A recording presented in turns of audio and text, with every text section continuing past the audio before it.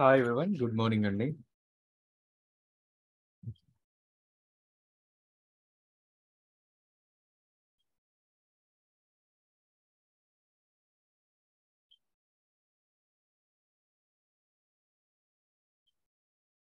So let's start the session. So ఒకసారి recap చూద్దామండి. So previous గా వచ్చేసి మనం VPCకి సంబంధించిన అడ్వాన్స్డ్ కాన్సెప్ట్స్ అయితే మనం డిస్కషన్ చేస్తున్నామండి.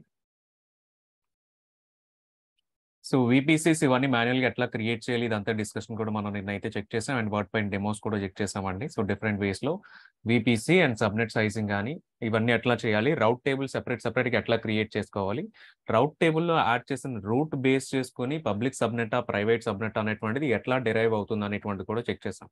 దాని మెయిన్ గా కూడా నిన్న చెక్ చేసిన దాంట్లో మనకి డిఎన్ఎస్ రెజల్యూషన్స్ అనేటువంటి సెట్టింగ్ కానీ డిఎన్ఎస్ అనేటువంటి సెట్టింగ్ కానీ మనకి ఇంపార్టెంట్ అండి. సో మీకు ఏదైనా డిఎన్ఎస్ అనేటువంటిది యాక్సెస్ అవ్వట్లేదు అని అంటే మీరు ఫస్ట్ డిఎన్ఎస్ రెజల్యూషన్ అనేటువంటిది కూడా చెక్ చేసుకోవాలి. ఇది ఎనేబుల్ అయితేనే మీకు VPC లోపల నుంచి ఏమైనా డిఎన్ఎస్ బేస్డ్ అంటే డొమైన్ నేమ్స్ ని మీరు కనెక్ట్ అవ్వగలుగుతారు, లేకపోతే కనెక్ట్ అయ్యేటువంటి పాసిబిలిటీ మీకు ఇక్కడ ఉండదండి. సో ఇవాళ వచ్చేసి సేమ్ VPCలో అండ్ DC2కి ఎక్స్టెన్షన్ కింద మనం ఏం చూస్తామంటే, సో VPC అడ్వాన్స్డ్ లో bash and host are the jump host గురించి చెక్ చేస్తామండి. బ్యాష్ అండ్ హోస్ట్ గురించి మనం హౌసింగ్ ఎగ్జాంపుల్ లో చెప్పినప్పుడు అయితే డిస్కస్ చేసాం.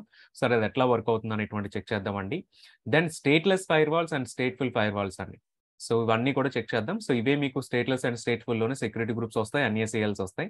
దెన్ ఇవి డిస్కషన్ చేసిన తర్వాత దెన్ నాట్ గేట్వే గురించి, సో వీటిని ఎట్లా ఇంప్లిమెంట్ చేసుకోవాలనేటువంటిది కూడా ఇవాళ డెమోని అయితే చూస్తామండి.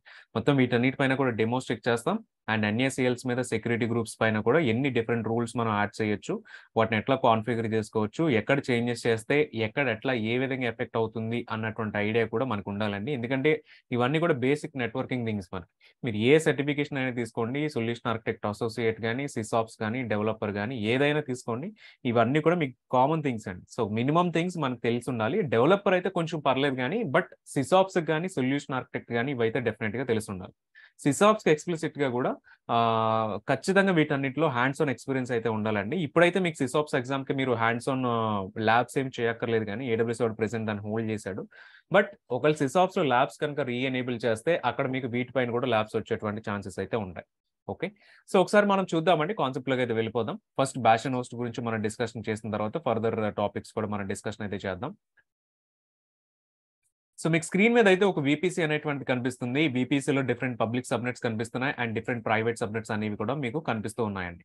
సో అయితే ఇవన్నీ కూడా మీకు web tier and app tier and DB tier 3 different tiers కూడా కనిపిస్తున్నాయి. ఇప్పుడు వీటిలో పబ్లిక్ సబ్నెట్ లో ఉన్నటువంటి లైక్ వెబ్ టైర్ సబ్నెట్స్ కి ఏం చేసామంటే ఒక సర్వర్స్ అనేవి లాంచ్ చేసామండి. సో ఓకే, ఇక్కడ సర్వర్స్ అన్ని బాగానే ఉన్నాయి. సేమ్ అట్లనే యాప్ టైర్ లోను DB టైర్ లోను కూడా సమ్ సర్వర్స్ అనేవి మనం ఇక్కడ లాంచ్ చేసామండి. అయితే ఇప్పుడు బయట నుంచి ఎవరైతే ఒక అడ్మిన్, నేను యూజర్స్ అంటలేదండి, అడ్మిన్ అంటున్నాను. ఇప్పుడు యూజర్ కనెక్ట్ అవ్వాలనుకోండి, మీకు ఏమవుతుంది అంటే వెబ్ టైర్ కనెక్ట్ అవుతుంది, వెబ్ టైర్ వచ్చి యాప్ టైర్ కనెక్ట్ అవుతుంది, యాప్ టైర్ వచ్చి DB టైర్ కనెక్ట్ అవుతుంది. ఓకే, ఇదంతా బాగానే ఉంది. 3 టైర్ లో మనం ఇవన్నీ డిస్కషన్ చేసాం, బాగానే ఉంది. కానీ ఇప్పుడు ఇక్కడ అప్లికేషన్ టైర్ అనేటువంటి ఈ సర్వర్ పైన ఉన్నప్పుడు, DB అనేటువంటి ఈ సర్వర్ పైన ఉన్నప్పుడు, అట్లీస్ట్ వీటిని కాన్ఫిగర్ చేయాలి అన్నా, ఈ అప్లికేషన్ ఇక్కడ ఇన్స్టాల్ చేయాలి అన్నా ఇక్కడికి ఎవరో ఒకరు కనెక్ట్ అవ్వాలి కదండి. సమ్ అడ్మినిస్ట్రేటర్ అనేవాడు ఇక్కడ కనెక్ట్ అవ్వాల్సి వస్తుంది. ఇప్పుడు వెబ్ సబ్నెట్ లో అంటే పబ్లిక్ సబ్నెట్ లో ఉన్నటువంటి EC2 సర్వర్స్ కి పబ్లిక్ IP అనేటువంటి అసైన్ చేసుకున్నప్పుడు ఆ సర్వర్స్ కి అడ్మినిస్ట్రేటర్ అనేవాడు డైరెక్ట్ గా కనెక్ట్ అయ్యేటువంటి పాసిబిలిటీ ఉంటుంది. కానీ అదే అడ్మినిస్ట్రేటర్ ప్రైవేట్ సబ్నెట్ లో ఉన్నటువంటి సర్వర్స్ కనెక్ట్ అవ్వాలి అంటే పాసిబిలిటీ ఉండదు. ఎందుకు పాసిబిలిటీ ఉండదు అని అంటే, అక్కడ మీకు ప్రైవేట్ సర్వర్స్కి వచ్చేసి పబ్లిక్ IP ఉండదు ఒకటి. సెకండ్ థింగ్ ఏంటంటే ఇంటర్నెట్ గేట్వే అటాచ్మెంట్ కూడా ఉండదు, కాబట్టి డైరెక్ట్ గా ఈ సర్వర్స్ అయితే కనెక్ట్ అయ్యేటువంటి పాసిబిలిటీ ఉండదండి. సో జస్ట్ ఫర్ సింప్లిఫికేషన్ నేను ఒక AZని వచ్చి రిమూవ్ చేస్తున్నాను డయాగ్రమాటిక్ రిఫరెన్స్ కోసం. సో ఒక న్యూ సబ్నెట్ తీసుకుందామండి. సో న్యూ సబ్నెట్ లో ఇటువంటి సిచ్యువేషన్స్ వచ్చినప్పుడు మనం ఏం చేయాలి అంటే, ఒక బ్యాష్ అండ్ హోస్ట్ లాంటిది ఒకటి తీసుకోవచ్చండి. సో ఈ బ్యాష్ అండ్ హోస్ట్ ప్లేస్ లో ఏమవుతుంది అంటే, ఒక న్యూ EC2 సర్వర్ తీసుకుంటాం, ఆర్ సేమ్ వెబ్ సర్వర్ లోనే మీరు బ్యాష్ అండ్ హోస్ట్ ని యూజ్ చేసుకోవచ్చు. ఫర్ ఎగ్జాంపుల్ ఈ బ్యాష్ అండ్ హోస్ట్ అనేటువంటి తీసుకుంటే మీరు ఏం చేస్తారంటేనండి, ఇప్పుడు డైరెక్ట్ గా కూడా ఈ ప్రైవేట్ సబ్నెట్ లో ఉన్నటువంటి సర్వర్స్ కి మీరు కనెక్ట్ అవ్వకుండా ఫస్ట్ మీరు చేసే పని ఏంటంటే, యాజ్ అన్ అడ్మినిస్ట్రేటర్ కింద బయట నుంచి బ్యాష్ అండ్ హోస్ట్ కి కనెక్ట్ అవుతారండి. బ్యాస్టియన్ హోస్ట్ నుంచి కూడా మీరు ఏం చేస్తారంటే ప్రైవేట్ సబ్నెట్ లో ఉన్నటువంటి ఇన్స్టెన్స్ కి మీరు కనెక్ట్ అవుతారు. మీరు గమనించాలి, బయట నుంచి అడ్మిన్ అనేవి డైరెక్ట్ గా కూడా ప్రైవేట్ సబ్నెట్ లో ఉన్నటువంటి ఇన్స్టెన్స్ కనెక్ట్ అవ్వట్లేదండి. ఓన్లీ కూడా మీకు ఏం చేస్తున్నాడు అని అంటే, బయట నుంచి వచ్చి బ్యాషన్ హోస్ట్ కి వస్తున్నాడు, బ్యాషన్ హోస్ట్ ద్వారా మీకు ఇది కనెక్ట్ అవుతున్నాడు. అంటే ఇక్కడ బ్యాషన్ హోస్ట్ వచ్చి మీకు మిడిల్ మ్యాన్ లాగా మీకు ఇక్కడ అయితే క్రియేట్ అవుతుందండి. సో బ్యాష్ అండ్ హోస్ట్ వచ్చేసి బయట నుంచి మీరు ఫస్ట్ EC2కి వస్తారండి. EC2 లోపల నుంచి జస్ట్ లైక్ మీ నార్మల్ సర్వర్ కనెక్ట్ అయినట్టుగా మళ్ళీ మీరు EC2 నుంచి ఈ సర్వర్స్ మీరు కనెక్ట్ అవ్వాల్సిన నీడ్ అయితే వస్తుంది. ఇది మీకు bash and host and jump box ఇట్లా వర్క్ అవుతుంది.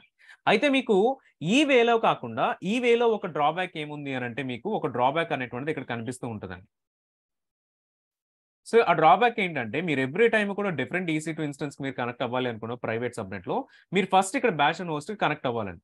ఈ బ్యాష్ అండ్ హోస్ట్ లోపల నుంచే ఈ ప్రైవేట్ సబ్నెట్ లో ఉన్నటువంటి ఇన్స్టెన్స్ కి మీరు కనెక్ట్ అవ్వగలుగుతారు. అంతేగాని డైరెక్ట్ ఇక్కడ నుంచే డైరెక్ట్ కనెక్ట్ అయ్యేటువంటి పాసిబిలిటీ మీకు రాదనమాట. సో ఈ పాసిబిలిటీ ఉండదండి. అయితే ఇటువంటి పాసిబిలిటీ కావాలి అని అంటే మీరు ఏం చేయాలి అంటే బ్యాష్ అండ్ హోస్ట్ కాకుండా VPNs అనేటువంటిది మీరు యూజ్ చేసుకోవాలండి. సో VPN యూజ్ చేసుకున్నప్పుడు ఏమవుతుంది అని అంటే మీరు ప్రైవేట్ సర్వర్లో ప్రైవేట్ సబ్నెట్ లో ఉన్నటువంటి సర్వర్స్ ని కూడా VPN ద్వారా మీరు బయట నుంచి డైరెక్ట్ గా ఇక్కడి నుంచి కాదండి, డైరెక్ట్ ఇక్కడి నుంచి కనెక్ట్ అయ్యేటువంటి పాసిబిలిటీ మీకు VPN అనేటువంటి ప్రొవైడ్ చేస్తుంది. మీకు VPN వచ్చేసి software VPN, hardware VPN 2 types ఉంటాయండి. ఇవన్నీ VPN గురించి డిస్కస్ చేసినప్పుడు అక్కడ మనం ఈ బేస్ లో ఎట్లా పాసిబిలిటీ అవుతుంది అనేటువంటి చెక్ చేద్దాం. బట్ VPN యూజ్ చేసినప్పుడు ఏమవుతుంది అంటే డైరెక్ట్ గా ఈ ప్లేస్ నుంచే ఈ ప్రైవేట్ సర్వర్స్ కి కనెక్ట్ అయ్యేటువంటి పాసిబిలిటీ అనేటువంటిది ఉంటుందండి.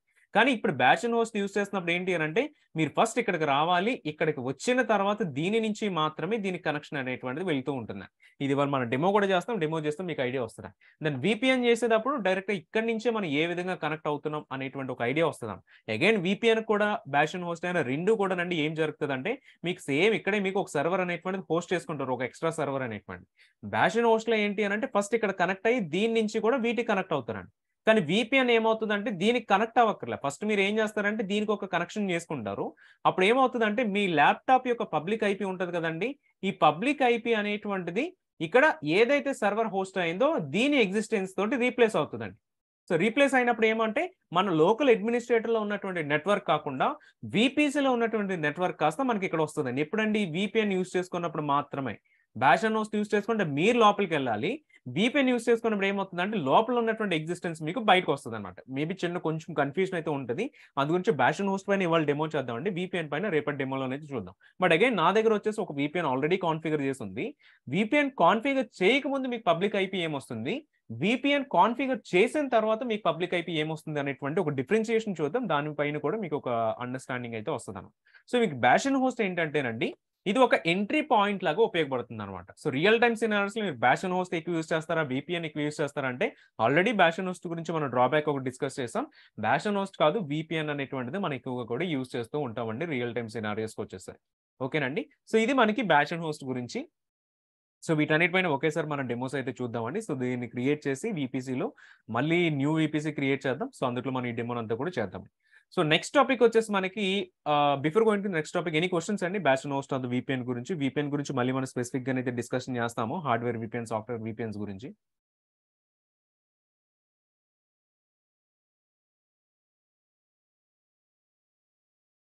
పవన్ గారు, bash and host is a new EC2 instance. Yes.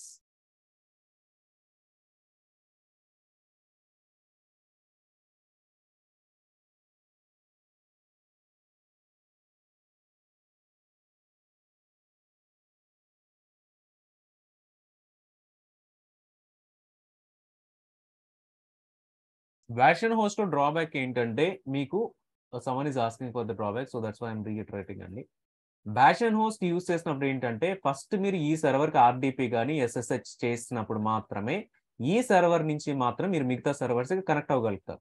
కానీ మీరు నార్మల్ VPN యూజ్ చేసుకుంటే కనుక మీరు ఇక్కడ నుంచే RDP అనేటువంటి చేయగలుగుతారండి. ఇక్కడ నుంచే SSH అనేటువంటి చేయగలుగుతారు డైరెక్ట్గా ప్రైవేట్ సర్వర్స్కి అనమాట. సో అట్లా ఏమవుతుంది, ఎవ్రీ టైం మీరు ఈ సర్వర్కి వెళ్ళి సర్వర్ లోపల నుంచి RDP కానీ SSH కానీ చేయాలి అంటే ఇది మీకు చాలా ఇబ్బందిగా ఉంటుంది. కానీ ఇదే అడ్మిన్ నుంచి కనుక మీరు చేసేస్తే బయట నుంచి ఇది మీకు కొంచెం ఈజీగా ఉంటుంది. అది ఇక్కడ మీకు డ్రాబ్యాక్ కింద అయితే ఉంటుంది. So let's go to the next topic అండి. So stateful fire walls and stateless fire walls. So stateful fire walls and stateless fire walls గురించి ఒకసారి డిస్కషన్ చేద్దాము. ఇవి చాలా ఇంపార్టెంట్ అండి, stateful fire walls and stateless fire walls. ఎందుకంటే మీకు ఇది ఎగ్జామినేషన్ పర్స్పెక్టివ్ లో ఖచ్చితంగా కూడా స్టేట్ఫుల్ స్టేట్లెస్ అనేటువంటి దాని మీద ఐడియా ఉంటేనే మీకు వీటిపైన సమ్ క్వశ్చన్స్ అనేవి సెక్యూరిటీ గ్రూప్ బేస్డ్ క్వశ్చన్స్ కానీ NSAL బేస్డ్ క్వశ్చన్స్ పైన కానీ మీరు ఆన్సర్ అనేటువంటి చేయగలుగుతారు.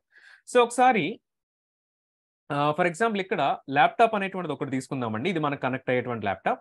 అండ్ సెకండ్ వన్ ఏంటంటే EC2 సర్వర్. AWSలో ఒక EC2 సర్వర్ క్రియేట్ చేసాం అనుకుందాం. ఇప్పుడు ఏమవుతుంది అంటే EC2 సర్వర్ మీద మనం ఒక HTTPD సర్వర్ హోస్ట్ చేసామండి. సమ్ అపాచీ సర్వర్ హోస్ట్ చేసాం. సో ఇదేంటి అంటే మనకి 80 పోర్ట్ మీద రన్ అవుతుందండి. ఒక 80 పోర్ట్ మీద రన్ అవుతుంది కాబట్టి ఇప్పుడు ఈ పర్టికులర్ EC2 సర్వర్కి మీరు వెబ్సైట్ కనెక్ట్ అవ్వాలి అనుకుంటే ఫస్ట్ మీరు ఏం చేస్తారంటే మీ ల్యాప్టాప్ నుంచి కూడా ఒక రిక్వెస్ట్ అనేటువంటి చేస్తారు. ఎవ్రీ టైం మీరు రిక్వెస్ట్ చేసినప్పుడు ఏమొస్తుందండి, ఆ రిక్వెస్ట్కి సమ్ రెస్పాన్స్ అనేటువంటిది కూడా మనకి బ్యాక్ వస్తుంది. బట్ దానికంటే ముందు ఏంటి అని అంటే మీరు ఎవ్రీ సర్వీస్ కి కూడానండి ఒక ఐపీ యాజ్ వెల్ as ఒక పోర్ట్ నెంబర్ అనేటువంటిది కూడా మీకు మ్యాప్ అవుతూ ఉంటుందండి. ఫర్ ఎగ్జాంపుల్ ఐపీ అనేటువంటి తీసుకుంటే అండ్ పోర్ట్ నెంబర్ కూడా తీసుకుంటే మనకి ఈ విధంగా కనిపిస్తుందండి. ఇక్కడ మీరు చెక్ చేస్తే ఇది మనం ఏంటి అని అంటే HTTPD అనేటువంటి సర్వీస్ పోర్ట్ నెంబర్ మీద 80 మీద రన్ అవుతుంది అని చెప్పుకుంటున్నామండి. అదే మీకు కనుక పోర్ట్ నెంబర్ 80 అని అంటే ఏంటంటే అన్సెక్యూర్ పోర్ట్ అండి. సో ప్రీవియస్ గా మనం డిస్కస్ చేసినప్పుడు డేటా ఇన్ ట్రాన్సిట్ చేసినప్పుడు ఖచ్చితంగా కూడా డేటా ఎన్క్రిప్ట్ అయి వెళ్ళాలి అని చెప్పుకుంటున్నామండి. హెచ్టిటిపి ప్రోటోకాల్ వచ్చేసి మీకు ఏంటి అని అంటే పోర్ట్ నెంబర్ 80 మీద రన్ అవుతుందండి. హెచ్టిటిపిఎస్ ప్రోటోకాల్ వచ్చేసి మీకు పోర్ట్ నెంబర్ 443 మీద రన్ అవుతుందండి. ఇట్లా మీరు ఏదైనా ఒక సర్వీస్ అనేటువంటిది ఒక సర్వర్ పైన హోస్ట్ చేస్తున్నారు అని అంటే ఖచ్చితంగా కూడా దానికి ఒక పోర్ట్ అనేటువంటిది మీరు అసైన్ చేస్తారండి. ఎవరైతే మీరు క్లయింట్ నుంచి కనెక్ట్ అవుతున్నారో కనెక్ట్ అయ్యేటప్పుడు ఖచ్చితంగా ఈ సర్వర్ యొక్క ఐపీతో పాటు మీరు ఏ పోర్ట్ పైన హోస్ట్ అయ్యున్న సర్వీస్ ని మీరు కనెక్ట్ అవ్వాలి అనుకుంటున్నారు అనేటువంటిది కూడా మీరు మెన్షన్ చేయాలండి. పోర్ట్ అనేటువంటిది మీరు మెన్షన్ చేయకపోతే మీ కనెక్టివిటీ అనేటువంటిది రాదు. బట్ బ్రౌజర్ ఎట్లా దీన్ని సింప్లిఫికేషన్ చేసిందంటే మీరు యూజ్ చేసేటువంటి ప్రోటోకాల్ ద్వారా ఒకవేళ మీరు హెచ్టిటిపి యూజ్ చేస్తే ఆటోమేటిక్ గా లాస్ట్ లో మీరు అగైన్ 80 పోర్ట్ యాడ్ చేయక్కర్లేదండి. బై డిఫాల్ట్ ఈ బ్రౌజరే యాడ్ చేసేస్తుంది. And then HTTPS protocol use చేస్తే కనుక మీకు ఈ డొమైన్ చివర 443 అనేటువంటి ప్రోటోకాల్ మీరు మళ్ళీ సెపరేట్ గా యాడ్ చేయక్కర్లేదు. ఆటోమేటిక్ గా బ్రౌజరే 443 పోర్ట్ లో అటాచ్ చేసి దీన్ని అయితే కనెక్ట్ చేస్తుంది. ఒకవేళ మీరు ఈ పోర్ట్స్ చేంజ్ చేసుకోవాలనుకుంటే కాన్ఫిగరేషన్ చేసుకుని చేంజ్ చేసుకోవచ్చు, పాసిబిలిటీ ఉంటుంది. బట్ మీరు ఏ సర్వీస్ ని హోస్ట్ అయి ఉన్న దాన్ని మీరు కనెక్ట్ అవ్వాలి అన్నా మన ఇంటర్నెట్ లో చాలా డొమైన్స్ కనెక్ట్ అవుతూ ఉంటామండి. యూట్యూబ్ తీసుకుంటే హెచ్టిటిపిఎస్ మీద వస్తుంది, గూగుల్ తీసుకున్న హెచ్టిటిపిఎస్ మీద వస్తుంది. అంటే అక్కడ మీరు కనెక్ట్ అవుతుంది ఏంటి అని అంటే 443 పోర్ట్ కి అయితే మీరు కనెక్ట్ అవుతున్నారండి. ఇక్కడ ఎవ్రీ సర్వీస్ కి కూడానండి మీకు domain.com ఆ డొమైన్ కాలన్ ఆ పోర్ట్ నెంబర్ కానీ ఐపీ కాలన్ పోర్ట్ నెంబర్ అనేటువంటిది కానీ మనం ఖచ్చితంగా కూడా యూజ్ చేస్తామండి. సో అవి మీరు కనెక్టివిటీ చేసేటప్పుడు అవి మెన్షన్ చేస్తేనే మీరు ఒక ల్యాప్టాప్ నుంచి కానీ లేకపోతే మీ సర్వర్ నుంచి కానీ వేరొక EC2 సర్వర్ కానీ వేరొక సర్వర్ కానీ మీరు కనెక్టివిటీ అయ్యేటువంటి పాసిబిలిటీస్ అయితే అప్పుడు మాత్రమే వస్తాయి. సో కాబట్టి ఇక్కడ మనం చూస్తేనండి సో ఈ ల్యాప్టాప్ నుంచి EC2 సర్వర్కి వెళ్ళేటప్పుడు మీరు ఏం చేస్తారంటే పర్టికులర్ ఐపీ అడ్రస్ ని పర్టికులర్ పోర్ట్ నెంబర్ ని కూడా మీరు మెన్షన్ చేస్తారు. సో మెన్షన్ చేసినప్పుడు ఏమవుతుందంటే EC2 సర్వర్కి ఆ పర్టికులర్ పోర్ట్ నెంబర్ మీద రిక్వెస్ట్ అనేటువంటిది వస్తుంది. As well as every time మీరు ఒక వెబ్ పేజ్ ని రిక్వెస్ట్ చేసినప్పుడు ఒక రెస్పాన్స్ అనేటువంటిది వస్తుంది కదండి. సో ఇక్కడ మనం కూడా చూస్తేనండి ఒక సింగిల్ కాల్ చేసిన సర్వర్కి ఒక కాల్ వెళ్తుందండి, ఆ సర్వర్ నుంచి రెస్పాన్స్ అనేటువంటిది కూడా మనకు ఒకటి వస్తుంది అనమాట. సో అందు గురించి మనకు జస్ట్ డిఫరెన్షియేషన్ చూద్దామండి. సో ఇక్కడ ఏదైతే రిక్వెస్ట్ మనం ఇనిషియేట్ చేస్తున్నాం మన ల్యాప్టాప్ నుంచి ఏదైతే కాల్ చేస్తున్నామో సో దానిని మనం రిక్వెస్ట్ అని చెప్పేసి అయితే కాల్ చేస్తామండి. అండ్ ఏదైతే మనకి సమ్ సర్వర్ నుంచి రెస్పాన్స్ వస్తుందో దాని రెస్పాన్స్ అని చెప్పుకొని మనం ఇక్కడ 2 కాల్స్ అయితే ఐ మీన్ 2 వేస్ లో కమ్యూనికేషన్ అయితే జరుగుతూ ఉంటుందండి. సింగిల్ కమ్యూనికేషన్ కాదు, రిక్వెస్ట్ వెళ్తుంది, రెస్పాన్స్ అనేటువంటిది కూడా మనకి ఇప్పుడు వస్తుందండి. ఒకవేళ రెస్పాన్స్ అనేటువంటిది రాకపోతే మనకి అక్కడ సమ్ బ్లాకింగ్ అనేటువంటి జరుగుతుంది అనమాట. సో ఏదైతే సర్వర్ నుంచి మనం రిక్వెస్ట్ అనేటువంటిది ఇనిషియేట్ చేస్తామనండి ఈ సర్వర్ ని in terms of firewall concepts లో మనం ఏమని కాల్ చేస్తామనంటే సోర్స్ అని చెప్పేసి కాల్ చేస్తామండి. ఎందుకంటే ఇక్కడి నుంచే రిక్వెస్ట్ అనేటువంటిది ఇనిషియేట్ అవుతుంది కాబట్టి so this is called as source అండి. మనకి ఎక్కడికైతే మనకి రెస్పాన్స్ ఎక్కడ ఏ సర్వర్కి అయితే మనం కమ్యూనికేట్ అవుతున్నామో so which is called as మనకి డెస్టినేషన్ అండి only for the request line. ఈ లైన్ కి మాత్రమే ఇక్కడ మాత్రం ఇనిషియేట్ అయింది కదండి. సో అందు గురించి ఇక్కడ ఇనిషియేట్ అయింది కాబట్టి దీన్ని సోర్స్ అనుకుని కాల్ చేస్తామండి. అండ్ ఇక్కడికి రిక్వెస్ట్ చేయడానికి వెళ్ళింది కాబట్టి దీన్ని డెస్టినేషన్ అన్నాం. బట్ అదే రివర్స్ లో చూస్తేనండి మీరు ఈ రెస్పాన్స్ లైన్ చెక్ చేస్తే రెస్పాన్స్ ఎక్కడి నుంచి ఇనిషియేట్ అయిందండి, రెస్పాన్స్ వచ్చి EC2 సర్వర్ నుంచి ఇనిషియేట్ అయింది. సో కాబట్టి ఈ రెస్పాన్స్ లైన్ కి మీరు చెక్ చేస్తే ఈ particular EC2 server becomes the source అండి. అండ్ ఈ రెస్పాన్స్ ఏ సర్వర్ దగ్గరికి అయితే వెళ్తుందో ఏ ల్యాప్టాప్ దగ్గరికి వెళ్తుందో so which is called yes మీకు డెస్టినేషన్ అండి. సో కాబట్టి based on request and response lines ని బట్టి కూడా సోర్స్ అండ్ డెస్టినేషన్ అనేటువంటిది రివర్స్ అవుతూ కూడా ఉంటుంది. సో ఈ రివర్స్ అయ్యేటువంటిది కూడా మన ఫైర్ వాల్స్ లెవెల్లో కాన్ఫిగర్ చేసేటప్పుడు వీటిపైన కూడా మనకు ఐడియా ఉండాలి. సో ఇక్కడ మీకు రిక్వెస్ట్ అండ్ రెస్పాన్స్ అనేటువంటి చూస్తే ఫర్ ఎగ్జాంపుల్ రిక్వెస్ట్ అనేటువంటి చూద్దాం. EC2 పైన మీకు 80 పోర్ట్ మీద సంథింగ్ కాన్ఫిగర్ చేశారు బానే ఉంది, ఆర్ 443 మీద కాన్ఫిగర్ చేశారు బానే ఉంది, ఓకే. మరి ఇక్కడ రిక్వెస్ట్ లైన్ అనేటువంటిది వెళ్తున్నప్పుడు మీకు ఏం మెన్షన్ చేస్తారండి కాల్ చేసేటప్పుడు డెస్టినేషన్ సర్వర్ యొక్క ఐపీ మీరు మెన్షన్ చేస్తారు బానే ఉంది, ఓకే. డెస్టినేషన్ సర్వర్ లో ఏ సర్వీస్ పైన ఏ పోర్ట్ పైన సర్వీస్ హోస్ట్ అయిందో ఆ పోర్ట్ నెంబర్ కూడా మీరు ఇక్కడ మెన్షన్ చేస్తారండి. ఫర్ ఎగ్జాంపుల్ మన సినారియోలో 80 పోర్ట్ అనుకుందాం అండ్ ఈ సర్వర్ యొక్క ఐపీ అడ్రస్ అనుకుందాం. ఓకే, ఇది మెన్షన్ చేశారు కాబట్టి మీకు ఇక్కడ రిక్వెస్ట్ అనేటువంటి పర్టికులర్ సర్వర్కి వెళ్ళిపోతుంది, బాగానే ఉంది. కానీ మరి రెస్పాన్స్ వస్తున్నప్పుడు అండి మనం ఏం చెప్పుకుంటాం, ఇంటర్నెట్లో ఏ సర్వర్ ఇంకొక సర్వర్ కనెక్ట్ అయినా ఖచ్చితంగా ఒక పోర్ట్ నెంబర్ పైన హోస్ట్ అయిన సర్వీస్ కి మాత్రమే కనెక్ట్ అయ్యండి. ఇప్పుడు మీరు SSH చేయాలనుకోండి పోర్ట్ నెంబర్ 22 కనెక్ట్ అవుతారు. RDB చేయాలనుకోండి పోర్ట్ నెంబర్ 3389 లో మీరు కనెక్ట్ అవుతున్నారు. అంటే మీరు ఎట్లా కనెక్ట్ అవ్వాలి అన్నా, ఏ సర్వర్ కి మీరు కనెక్ట్ అవ్వాలి అన్నా పోర్ట్ నెంబర్ ఖచ్చితంగా ఉండాలి. మరి మీరు రిక్వెస్ట్ చేస్తున్నప్పుడేమో ఒక పోర్ట్ మెన్షన్ చేస్తున్నారు, కానీ మరి రెస్పాన్స్ వస్తున్నప్పుడు కూడా పోర్ట్ అనేటువంటిది మెన్షన్ చేయాలి కదండి. మరి పోర్ట్ అనేటువంటిది ఎవరు చెప్తారు? EC2 సర్వర్ కి డెస్టినేషన్ లో ఏ పోర్ట్ అనేటువంటిది హోస్ట్ అయ్యిందో, ఇది మనకి EC2 సర్వర్ కాబట్టి EC2 సర్వర్ లో మన పోర్ట్ నెంబర్ 80 పైన మనం హోస్ట్ చేస్తున్నాం. అండ్ ఈ పోర్ట్ కి డైరెక్ట్ గా మన ల్యాప్టాప్ పైన మన క్లయింట్ పైన ఎటువంటి పోర్ట్ నెంబర్ కూడా మనం ఇక్కడ హోస్ట్ చేయట్లేదండి. ఆటోమేటిక్ గా పోర్ట్ నెంబర్ అనేటువంటిది ఎవరో పిక్ చేసుకుంటున్నాం. అది ఎలా పిక్ చేసుకుంటున్నారు అనేటువంటిది కూడా చెక్ చేద్దాం. ఇన్ఫాక్ట్ ఈ రెస్పాన్స్ అనేటువంటిది బ్యాక్ వస్తున్నప్పుడు కూడా మీకు మీ ల్యాప్టాప్ పైన ఉన్నటువంటి ఐపీ అడ్రస్ అంటే మీరు ఏ వైఫై కనెక్ట్ అయ్యి ఉన్నారో, ఏ ఇంటర్నెట్ కనెక్ట్ అయ్యి ఉన్నారో ఆ ఐపీ వస్తుందండి. ఆ ఐపీలో దెన్ దీనికి ఒక పోర్ట్ నెంబర్ అనేటువంటిది వస్తుంది. అయితే ఇక్కడంటే మీరు ఈ సర్వర్ హోస్ట్ చేశారు కాబట్టి పోర్ట్ నెంబర్ అనేటువంటి మెన్షన్ చేస్తాం. బట్ మీ ల్యాప్టాప్ పైన మీరు ఏమీ హోస్ట్ చేయలేదు కదండి. ఆ పోర్ట్ నెంబర్ ఈ సర్వర్కి ఎట్లా తెలుస్తుంది అని అంటేనండి, ఎవ్రీ టైమ్ కూడా ఇక్కడ రిక్వెస్ట్ అనేటువంటిది ఇనిషియేట్ చేస్తున్నారు చూసారా, ఈ రిక్వెస్ట్ ఇనిషియేట్ చేసేటప్పుడే ఈ సర్వర్ పైన ఏ పోర్ట్ అనేటువంటిది ఖాళీగా ఉందో ఆ పోర్ట్ ని టెంపరరీ పోర్ట్ ని చూస్ చేసుకుంటుందండి. ఈ టెంపరరీ పోర్ట్ ఏదైతే ఉందో ఇక్కడ రిక్వెస్ట్ అనేది పికప్ చేసుకుంటే పికప్ చేసుకుని సర్వర్ దగ్గరికి వెళ్ళిపోయిన తర్వాత సర్వర్ కి ఈ టెంపరరీ పోర్ట్ అనేటువంటిది ఇస్తుందండి. ఈ సర్వర్ రెస్పాన్స్ పంపించేటప్పుడు ఏం చేస్తుందంటే ఈ సోర్స్ ఐపీ తీసుకుంటుంది. సోర్స్ ఐపీతో పాటు ఇక్కడ ఏదైతే టెంపరరీ ఐపీ దీనికి రిక్వెస్ట్ లో వచ్చిందో అదే టెంపరరీ పోర్ట్ మీద ఏం చేస్తుంది అంటే రిటర్న్ రెస్పాన్స్ అనేటువంటి చేస్తుందండి.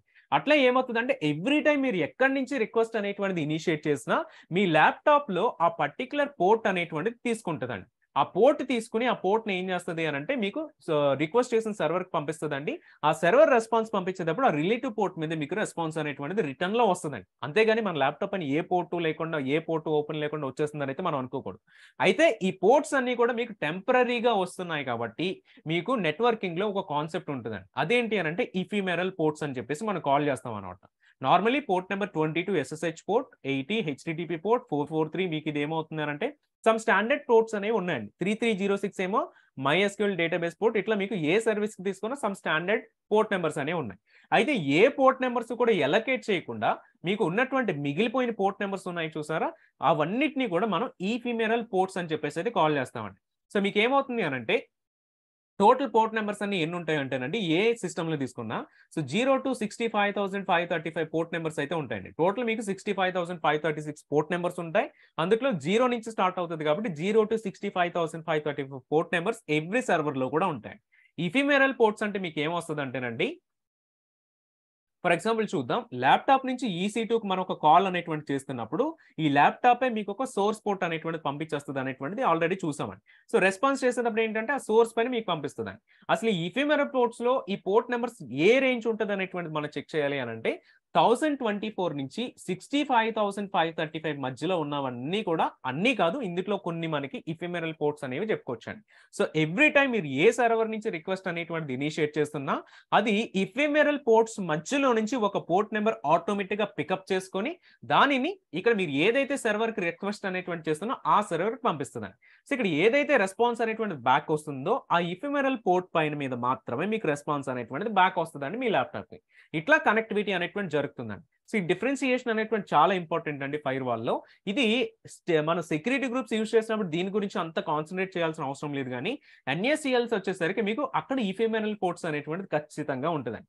ఇఫిమెరల్ పోర్ట్స్ లేకుండా మీకు NACL అనేటువంటిది వర్క్ అవ్వడమే జరగదు అనమాట. సో ఇది సేమ్ ఇన్ఫాక్ట్ ఇదే క్వశ్చన్ మీకు ఎగ్జామినేషన్ పాయింట్ ఆఫ్ వ్యూలో కూడా వచ్చేటువంటి ఛాన్స్ ఉంటుందండి.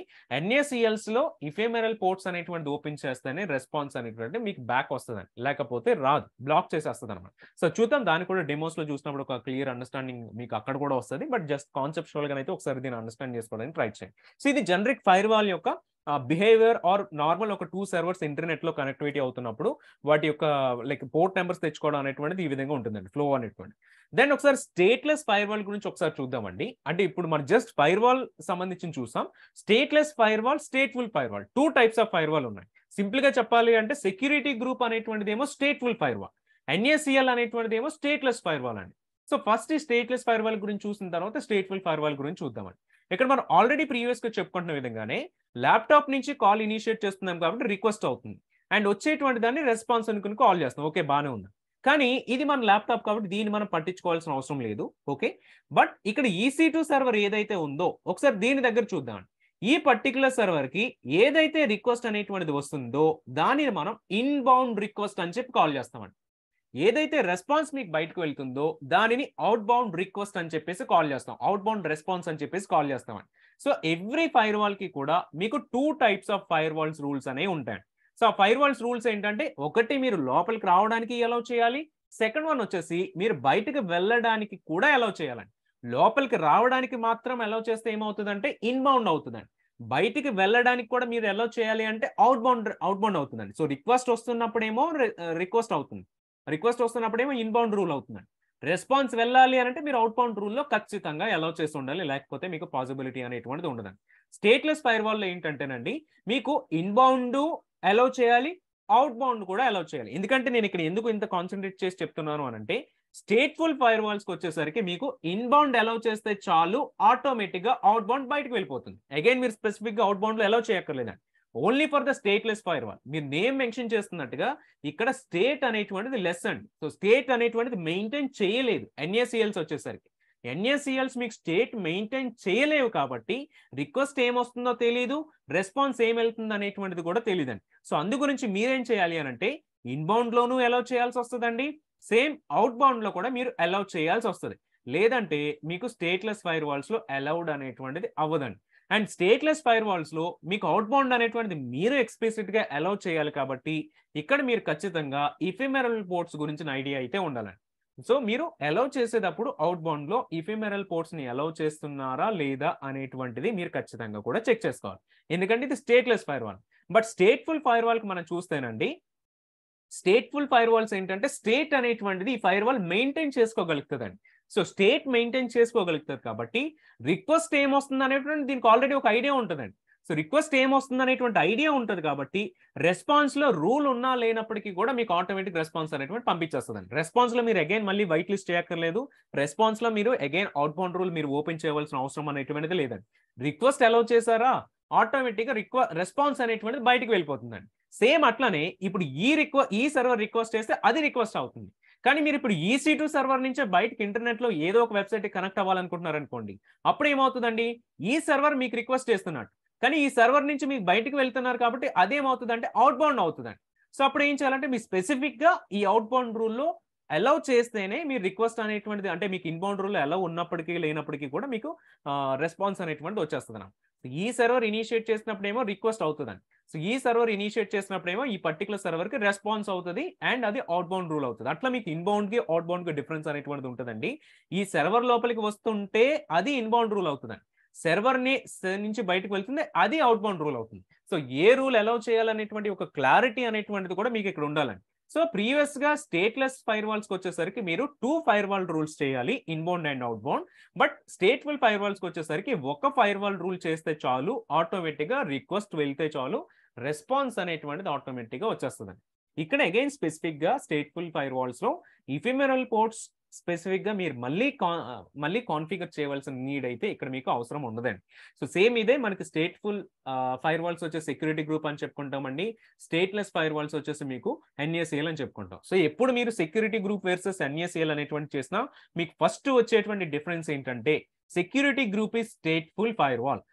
NACL is a stateless firewall. So stateless అంటే మీకు స్టేట్ అనేది గుర్తుంచుకోదు కాబట్టి both inbound and out bound మీరు కాన్ఫిగర్ చేయాలి. స్టేట్ ఫుల్ అంటే మీరు ఏదో రిక్వెస్ట్ గా వచ్చేటువంటి దాన్ని కాన్ఫిగర్ చేస్తే చాలు, ఒకే రూల్ కాన్ఫిగర్ చేస్తే చాలు, ఆటోమేటిక్ రెస్పాన్స్ అనేది బయటకు వెళ్ళిపోవడం అనేటువంటిది అయితే జరుగుతుంది. సో ఇది మీకు మెయిన్ గా డిఫరెన్స్ వచ్చేసి. ఒకసారి NACL గురించి కాన్సన్ట్రేటెడ్ గా చూద్దామండి. So NACL is the stateless firewall. NACL లో చూస్తే మీకు ఇన్బౌండ్ అలౌ చేయాలి, అవుట్ బౌండ్ అనేటువంటిది కూడా మీరు అలౌ చేసినప్పుడే మీకు ఇక్కడ పాసిబిలిటీ వస్తుందండి. సో NACL ఫుల్ ఫామ్ వచ్చేసి మనం ఏమని కాల్ చేస్తామంటే నెట్వర్క్ యాక్సెస్ కంట్రోల్ లిస్ట్ అని చెప్పుకుని కాల్ చేస్తామండి. NACL ఎప్పుడు కూడా మీకు సబ్నెట్ లెవెల్లో మాత్రమే వర్క్ అవుతుందండి. ఓకే, NACL ఎప్పుడు కూడా సబ్నెట్ లెవెల్లో వర్క్ అవుతుంది. ఇది సెకండ్ డిఫరెన్స్ అండి. So stateless firewall, stateful firewall ఇది మీకు ఫస్ట్ డిఫరెన్స్ అయితే NACL కి NACL ఎక్కడ వర్క్ అవుతుంది అంటే సబ్నెట్ లెవెల్లో వర్క్ అవుతుంది. సో ఒక సబ్నెట్ కి మీరు NACL అప్లై చేస్తే మీకు ఆటోమేటిక్ గా కూడా అందులో ఉన్నటువంటి సర్వర్స్ అన్నిటికీ కూడా రూల్స్ అనేవి అప్లై అయిపోతాయండి. సో ఎన్ఏసిఎల్స్లో ఇంకొక థర్డ్ డిఫరెన్స్ ఏంటంటే బోత్ ఇన్బౌండ్ అండ్ అవుట్బౌండ్ అనేటువంటిది కూడా మీరు కాన్ఫిగర్ చేయాలి, అలౌ చేయాలండి. అండ్ ఎన్ఏసిఎల్స్లో చూస్తే మీరు ఏదైనా ఒక ఐపీ అడ్రస్ని ఒక పోర్ట్ నెంబర్ని మీరు అలౌ చేయొచ్చండి. అండ్ డెనీ రూల్స్ కూడా మీరు కాన్ఫిగర్ చేసుకోవచ్చు. సేమ్ లైక్ ఐఏఎం పాలసీస్లో మీకు బోత్ అలౌ అండ్ డెనీ ఏవైతే ఉన్నాయో, సో ఇక్కడ కూడా ఎన్ఏసిఎల్స్లో మీరు కొన్ని ఐపీస్ని మీరు అలౌ చేసుకోవచ్చు, కొన్ని ఐపీస్ని మీరు డెనీ చేసుకోవచ్చు అండి. అయితే ఇక్కడ మీరు క్రియేట్ చేసే ఎవ్రీ రూల్కి కూడా ఆ రూల్కి ఒక ఐడి అనేటువంటిది వస్తుందండి. ఓకే, ఆ రూల్ ఐడిని బేస్ చేసుకుని మీకు దాని యొక్క ప్రయారిటీ అనేటువంటిది ఉంటుందండి. ఫర్ ఎగ్జాంపుల్ మనం ఐఏఎం పాలసీస్ తీసుకుంటేనండి ఎలో అని చెప్పేసి S3:* పెట్టేసామండి. ఏమవుతుంది, మొత్తం అంతా అలా అవుతుంది. కానీ ఇప్పుడు డెనీ తీసుకొచ్చి ఏం చేశానండి, డెనీలో కూడా S3:* అనేటువంటి చేశాను. ఇక్కడ ఏమవుతుందండి, డెనీ హ్యాస్ మోర్ ప్రయారిటీ కాబట్టి మీరు ఎలా చేసినప్పటికీ కూడా S3లో ఉన్నటువంటి పర్మిషన్స్ అన్ని కూడా డెనీ అయిపోతాయి, ఎందుకంటే deny has more priority. Same ఇక్కడ కూడానండి మీకు rule ID has more priority అనమాట. ఇప్పుడు ఫర్ ఎగ్జాంపుల్ 100 అనేటువంటి తీసుకున్నారనుకోండి, 100 ఈజ్ ఒక నార్మల్ నెంబర్ అనుకుందాం. ఇప్పుడు 100కి ఎక్కువ ప్రయారిటీ ఉంటుంది, ఎందుకంటే ఇది ఒక్కటే రూల్ ఉంది కాబట్టి. ఇప్పుడు 100 పైకి తీసుకొచ్చి నేను 101 పెట్టాను అనుకోండి, రూల్ ఐడి, ఈ రూల్ ఐడికి 100 పైన ఎక్కువ ప్రయారిటీ ఉంటుంది. ఇప్పుడు 100లో మీరు డెనీ చేసినప్పటికీ 100.1లో మీరు అలౌ చేస్తే ఈ 100.1కే ఎక్కువ ప్రయారిటీ ఉంటుందండి. ఇట్లా మీకు ఏదైతే హైయెస్ట్ నెంబర్ అనేటువంటిది ఉంటుందో, సారీ స్మాలర్ నెంబర్ ఏదైతే ఉంటుందో, సో దానికి ఎక్కువ ప్రయారిటీ ఉంటుందండి. హైయెస్ట్ నెంబర్కి వచ్చేసి తక్కువ ప్రయారిటీ అనేటువంటిది ఉంటుంది. స్మాలర్ నెంబర్కి వచ్చేసి, స్మాలర్ రూల్ ఐడికి వచ్చేసి ఎక్కువ ప్రయారిటీ ఉంటుంది. ఈ రూల్ ఐడి ఎవరు కాన్ఫిగర్ చేస్తారు అని అంటే మనమే సెట్ చేస్తామండి. 100 200 లేకపోతే ఇన్ బిట్వీన్ 101 102 ఇవన్నీ కాన్ఫిగరేషన్స్ మనమే చేస్తాం. స్మాలర్ నెంబర్ ఏదైతే ఉందో దానికి మనకి ఎక్కువ ప్రయారిటీ అనేటువంటిది ఇక్కడ మనకి వస్తూ ఉంటుందండి. ఒకవేళ ఏ రూల్ కూడా మీకు మ్యాచ్ అవ్వకపోతే బై డిఫాల్ట్ అది డెనీ చేసేస్తుందండి. అంటే మీకు ఏ రూల్ మ్యాచ్ అవ్వకపోతే, ఇప్పుడు 80 పోర్ట్ ఓపెన్ చేయకపోతే మన ఎట్లనైతే కనెక్టివిటీ రాదో, సో అట్లా ఏ రూల్ కూడా మీరు అలౌ చేయనప్పుడు బై డిఫాల్ట్ డెనీనే ఉంటుందండి. సో ఇదే ఎన్ఏసిఎల్ కనుక మనం చూస్తేనండి, నిన్న ఒక వీపీసీ క్రియేట్ చేసినప్పుడు ఆటోమేటిక్గా ఒక ఎన్ఏసిఎల్ అనేటువంటిది బై డిఫాల్ట్గా క్రియేట్ అయిపోయింది. దాన్ని మనం క్రియేట్ చేయలేదండి. అదే ఎన్ఏసిఎల్ క్రియేట్ అయిన అన్ని సబ్నెట్స్ కూడా అటాచ్ అయ్యింది. లేదు ఎక్స్ప్లిసిట్గా మనం అటాచ్ చేసుకోవాలంటే కస్టమ్గా క్రియేట్ చేసుకుని కూడా అటాచ్ చేసుకోవచ్చు. ఒకసారి ఆ ఎన్ఏసిఎల్లో డిఫాల్ట్గా క్రియేట్ అయినటువంటి రూల్స్ ఏమున్నాయి అనేటువంటిది కనుక మనం చెక్ చేస్తానండి, ఇన్బౌండ్ రూల్స్లో మీరు చెక్ చేస్తే మీకు 2 రూల్స్ కనిపిస్తున్నాయండి. 2 రూల్స్లో లాస్ట్లో మీకు ఏముంది అంటే ఎలో ఆర్ డెనీ కనిపిస్తుంది. ఫస్ట్ రూల్ ఎలో ఉంది, సెకండ్ రూల్ డెనీ ఉంది. సో ఒకసారి ఏం డిఫరెన్స్ ఉందో చూద్దాం. చూడండి, type same, all traffic, protocol same, all, port range all, source all, ఇవన్నీ కూడా సేమ్, అన్నీ సేమ్ ఉంది. ఒకటే ఒక డిఫరెన్స్ ఏంటంటేనండి, మీకు ఒక రూల్ అలౌ చేస్తుంది, ఒక రూల్ డెనీ చేస్తున్నాను. కానీ ఇక్కడ మనకి ఖచ్చితంగా అలౌ అయింది. ఎందుకు అలౌ అయింది అంటే మీకు స్టార్ అనేటువంటిది ఏంటంటే డిఫాల్ట్ రూల్ ఉంది. పైన ఏ రూల్ మ్యాచ్ అవునప్పుడు ఏమవుతుందంటే కింద స్టార్కి ఎగ్జిక్యూషన్ వస్తుందండి. కానీ మనకి ఇక్కడ 100 అనేటువంటి రూల్కి ఎక్కువ ప్రయారిటీ ఉంటుంది కాబట్టి 100లో మీకు ఎలా ఉంది కాబట్టి మనకి ఏమవుతుందంటే ఒక వెబ్సైట్ హోస్ట్ చేసిన 22 పోర్ట్ మీద మనకు కనెక్ట్ అవ్వాలి అన్న నిన్నటి డెమోస్లో అయితే మనం కనెక్ట్ అవ్వగలిగామండి. సేమ్ ఇదే మీకు అవుట్ బౌండ్ రూల్స్లో కూడా చెక్ చేసినా అవుట్ బౌండ్లో కూడా మీకు సేమ్ రూల్స్ ఉంటాయి. 100 ఉంటుంది, స్టార్ ఉంటుందండి. ఇది డిఫాల్ట్గా క్రియేట్ అయ్యేటువంటి ఎన్ఏసిఎల్స్లో. కానీ ఇదే మీరు కస్టమ్గా మీరు ఓన్గా ఒక ఎన్ఏసిఎల్ క్రియేట్ చేశారనుకోండి, ఇది గుర్తుంచుకోండి, ఎందుకంటే మీకు దీనిపైన కూడా క్వశ్చన్స్ వస్తాయి.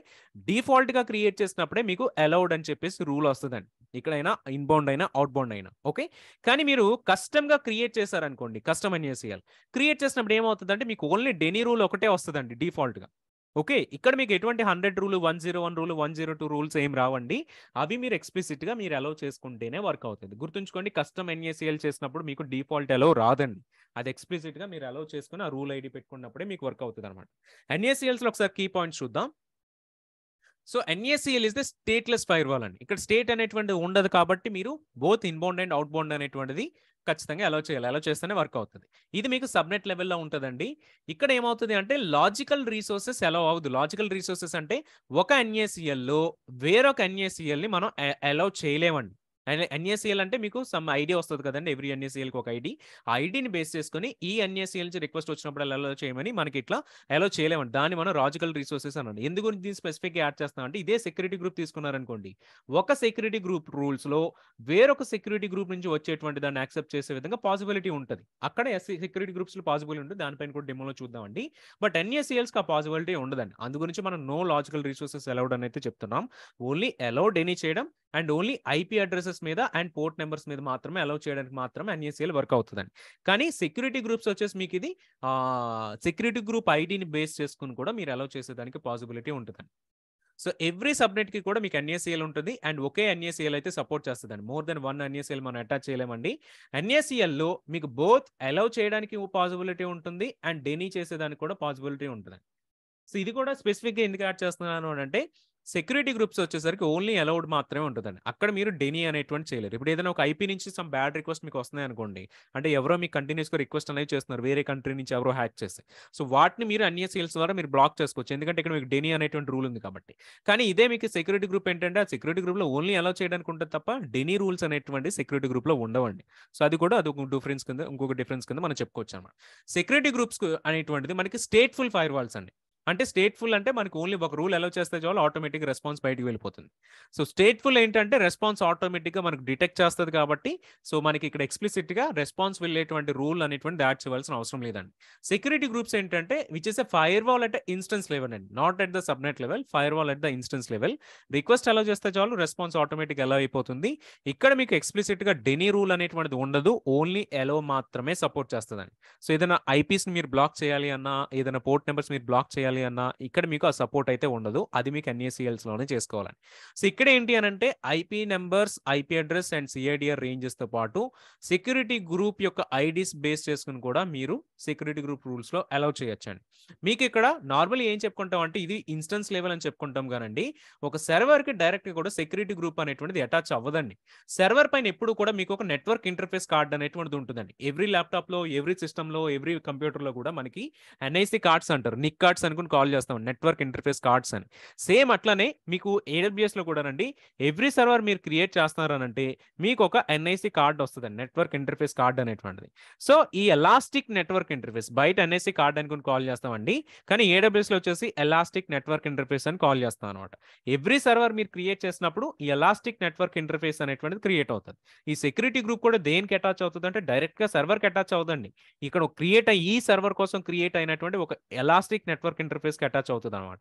సో ఈ ఎలాస్టిక్ నెట్వర్క్ ఇంటర్ఫేస్ సర్వర్‌కి అటాచ్ అయింది కాబట్టి ఆ రూల్స్ అన్నీ కూడా ఆ విధంగా మనకు వర్క్ అవ్వడం అయితే జరుగుతూ ఉందండి. సో ఇది ఎలాస్టిక్ నెట్వర్క్ ఇంటర్ఫేస్ గురించి కూడా మనం అప్‌కమింగ్ సెషన్స్‌లో చూస్తూ ఉంటామండి. సో ఎలాస్టిక్ నెట్వర్క్ ఇంటర్ఫేస్ ఉంటదనేటువంటిదైతే గుర్తుంచుకోండి. దానికి మాత్రమే మీకొచ్చేటువంటి ప్రైవేట్ ఐపీ గాని, పబ్లిక్ ఐపీ గాని, ఎలాస్టిక్ ఐపీ గాని, సెక్యూరిటీ గ్రూప్ కానీ ఇవన్నీ కూడా మీకు సర్వర్‌కి అటాచ్ అయ్యి ఉంటాయి డైరెక్ట్‌గా. ఇవన్నీ దేనికి అటాచ్ అయ్యి ఉంటాయి అంటే మీకు ఎలాస్టిక్ నెట్వర్క్ ఇంటర్ఫేస్ మీద మాత్రమే అటాచ్ అయ్యి ఉంటాయండి. రైట్. ఎవ్రీ సర్వర్‌కి మీరు తీసుకున్న, ఎవ్రీ ల్యాప్‌టాప్‌కి, ఎవ్రీ డివైస్‌కి మీరు తీసుకున్న ప్రతి డివైస్‌కి కూడా మ్యాక్ ఐడీ అనేటువంటిది ఒకటొస్తదండి. సో, ఈ మ్యాక్ ఐడీ అనేటువంటిది కూడా ఎక్కడ అసైన్ అయ్యి ఉంటదంటే, ఈ ఎలాస్టిక్ నెట్వర్క్ ఇంటర్ఫేస్ మీద ఈ మ్యాక్ ఐడీ అనేటువంటిది కూడా వస్తదండి. సో, ఈ పాయింట్ కూడా మీరు ఒకసారి గుర్తుంచుకోండి. సర్వర్‌కి డైరెక్ట్‌గా ఐపీ అడ్రెసెస్ అనేటువంటివి రావండి. ఫస్ట్ నెట్వర్క్ ఇంటర్ఫేస్ క్రియేట్ అవుతుంది. ఆ నెట్వర్క్ ఇంటర్ఫేస్ మీద మాత్రమే మీకు ఈ డీటెయిల్స్ అన్నీ కూడా వస్తాయండి. సో, ఇది మనకి సెక్యూరిటీ గ్రూప్స్‌కి సంబంధించిన డీటెయిల్స్. ఒకసారి లాజికల్ రిఫరెన్స్ అనేటువంటిది కూడా చెక్ చేద్దామండి. లాజికల్ రిఫరెన్స్ అంటే ఏంటంటే సెక్యూరిటీ గ్రూప్స్‌లో ఫర్ ఎగ్జాంపుల్ వెబ్ సర్వర్ ఉందండి. వెబ్ సర్వర్‌కి ఒక సెక్యూరిటీ గ్రూప్ ఐడీ, ఒక సెక్యూరిటీ గ్రూప్ క్రియేట్ చేశారు. సో, ఈ సెక్యూరిటీ గ్రూప్‌లో మీరేం చేస్తారంటే బయట నుంచి మీరు కనెక్ట్ అవ్వడానికి పోర్ట్ నంబర్ 22 అనేటువంటిది మీరు అలౌ చేశారు. బానే ఉందండి. ఇప్పుడు ఈ వెబ్ సర్వర్ 3 టైర్ ఆర్కిటెక్చర్ గనక తీసుకుంటే వెబ్ సర్వర్‌కొచ్చేసి యాప్ సర్వర్‌కి ఆటోమేటిక్‌గా కనెక్ట్ అవుతుంది. డీబీ సర్వర్‌కి కనెక్ట్ అవుతది. అయితే ఎట్లా కనెక్ట్ అవ్వాలండి? ఇక్కడ నుంచి ఇక్కడ కనెక్ట్ అవుతది. ఇక్కడ నుంచి ఇక్కడ కనెక్ట్ అవుతది. అంతేగాని డైరెక్ట్‌గా బయట నుంచి కనెక్ట్ అయ్యేటువంటి ఆప్షన్ బెస్ట్ ప్రాక్టీస్ కాదు కాబట్టి ఇట్లా సెటప్ చేసుకున్నప్పుడండి, మీరు ఈ వెబ్ సర్వర్స్ అనేటువంటిది రియల్ టైమ్ సినారియోస్‌లో ఒకటే ఉండొచ్చు, 2 ఉండొచ్చు, ఒక 10 వరకు కూడా వెబ్ సర్వర్స్ ఉండొచ్చండి. ఇప్పుడు ఈ వెబ్ సర్వర్స్ మీరు అలౌ చేయాలి అనంటే, యాప్ సర్వర్ పైన అటాచ్ అయిన సెక్యూరిటీ గ్రూప్‌లో మొత్తం 10 డిఫరెంట్ ఐపీ అడ్రెసెస్‌ని మీరు అలౌ చేయాలండి. అయితే ఎవ్రీ టైమ్ ఏ ఐపీ వస్తుందనేటువంటి మనకు తెలియనప్పుడు, అటువంటి సినారియోస్‌లో మీరు ఏం చేయొచ్చు అనంటే, డైరెక్ట్‌గా ఈ సెక్యూరిటీ గ్రూప్‌లో మీరు ఈ ఫస్ట్ సెక్యూరిటీ గ్రూప్ సంబంధించిన దీనికి ఒక ఐడీ ఉంటదండి. ఈ ఐడీని గనుక మీరు అలౌ చేసేస్తే ఇందుట్లో ఏమవుతది అనంటే, ఈ సెక్యూరిటీ గ్రూప్ దేనికైతే ఏ సర్వర్స్‌కైతే అటాచ్ అయ్యిందో అవన్నీ సర్వర్స్ కూడా మీకు ఇక్కడ అలౌడ్ అయిపోయినట్టండి. ఎందుకంటే మీకు ఆ సర్వర్స్ నుంచి వచ్చేటువంటి request same elastic network interface నుంచి వస్తుంది కాబట్టి, అదే ఎలాస్టిక్ నెట్వర్క్ ఇంటర్ఫేస్‌కి సెక్యూరిటీ గ్రూప్ అటాచ్ అయింది కాబట్టి, ఆ సెక్యూరిటీ గ్రూప్‌ని మీరు సెకండ్ సెక్యూరిటీ గ్రూప్‌లో అలౌ చేస్తున్నారు కాబట్టి, బేస్డ్ ఆన్ ఆ కాన్సెప్ట్‌ని బేస్ చేసుకొని ఈ సెక్యూరిటీ గ్రూప్ రిఫరెన్స్ కింద మీరు ఇక్కడ యాడ్ చేసుకునేటువంటి పాసిబిలిటీ కూడా మీకు వస్తదండి. సో, డిఫాల్ట్‌గా మీరు చెక్ చేసినప్పుడు ఎప్పుడు ఐపీ మీద, పోర్ట్ నంబర్ మీద బేస్ చేసుకొని ఇస్తామండి. కానీ సెక్యూరిటీ గ్రూప్స్‌కి వచ్చేసరికి బెస్ట్ ప్రాక్టీస్ ఏంటంటే, ఎప్పుడు కూడా సెక్యూరిటీ గ్రూప్ ఐడీ యొక్క రిఫరెన్స్‌ని బేస్ చేసుకొని మీరు ఇచ్చినప్పుడు ఏంటంటే, అది ఇంకా కూడా సెక్యూర్గా ఉంటుందండి. అప్పుడు ఏమవుతుంది అంటే ఓన్లీ ఈ ప్రీవియస్గా ఉన్నటువంటి సెక్యూరిటీ గ్రూప్ ఒక వీటికి అటాచ్ అయిన సర్వర్స్ నుంచి మాత్రం వీటి కమ్యూనికేషన్ వస్తుందండి. లేదంటే బయట నుంచి ఎవరు కూడా కమ్యూనికేట్ చేయలేరు. ఇది ఒక లాజికల్ రిఫరెన్స్ కింద చెప్పుకోవచ్చు. ఒక సెక్యూరిటీ గ్రూప్ని వేరొక సెక్యూరిటీ గ్రూప్లో పెట్టుకుంటున్నాం. సేమ్ ఇలానే మనకి సెల్ఫ్ రిఫరెన్సెస్ అనేవి కూడా ఉంటాయండి. అంటే ఆ ఒకటే సెక్యూరిటీ గ్రూప్లో ఆ సెక్యూరిటీ గ్రూప్కి సంబంధించిన సెల్ఫ్ రిఫరెన్స్ కూడా పెట్టుకోవచ్చండి. అప్పుడు ఏమవుతుంది అంటే మన ఆటో స్కేలింగ్ లాంటి వాటిలో చూసుకున్నప్పుడు మల్టిపుల్ వెబ్ సర్వర్స్ అనేవి రన్ అవుతూ ఉంటాయి. ఈ వెబ్ సర్వర్కి దీని నుంచి దీనికి ఒకదాని నుంచి ఇంకొక దానికి ఇట్లా మీరు కనెక్టివిటీ చేసుకోవాలి అనుకున్నప్పుడు మీరు ఇట్లా ఒకటే సెక్యూరిటీ గ్రూప్ అటాచ్ ఉంటుంది. ఆ సెక్యూరిటీ గ్రూప్ లో ఒక రూల్ ఏం చేస్తారంటే సేమ్ సెల్ఫ్ రిఫరెన్స్ అనేటువంటి పెట్టేస్తారండి. అప్పుడు ఏమవుతుందంటే ఒక సర్వర్ ఇంకొక సర్వర్కి ఈజీగా కూడా కమ్యూనికేషన్ చేసుకోవచ్చు అనమాట. మళ్ళీ స్పెసిఫిక్గా మీరు పోర్ట్ నెంబర్ కానీ ఐపీ అడ్రస్ కానీ అలౌ చేయకుండా మీరు ఒక ఆటోమేటిక్గా కనెక్టివిటీ అనేటువంటిది వెళ్ళిపోతుందండి. అట్లా మీకు సెక్యూరిటీ గ్రూప్ లాజికల్ రిఫరెన్సెస్ అనేటువంటిది అయితే మనకి ఉపయోగపడుతుందండి. బట్ ఎన్ఏసిఎల్స్ ఏంటంటే ఒక ఎన్ఏసిఎల్లో వేరొక ఎన్ఏసిఎల్ ఐడిని అయితే మనకి సపోర్ట్ చేయదు. ఇది ఓన్లీ కూడా మనకి సెక్యూరిటీ గ్రూప్స్ అనేటువంటిది మాత్రమే మనకి ఇక్కడ సపోర్ట్ అనేటువంటిది చేస్తుందండి. సో దిస్ ఈజ్ అబౌట్ మనకి stateless fire walls and stateful fire walls అండి, సెక్యూరిటీ గ్రూప్ అండ్ ఎన్ఏసిఎల్. ఒకవేళ ఇందులో ఏమైనా క్వెరీస్ ఉంటే మీరు చాట్లో యాడ్ చేయండి. దెన్ మనం నాట్ కాన్సెప్ట్కి అయితే వెళ్దాం. సో వీటన్నిటిపైన ఒకేసారి మనం డెమో చేస్తామండి.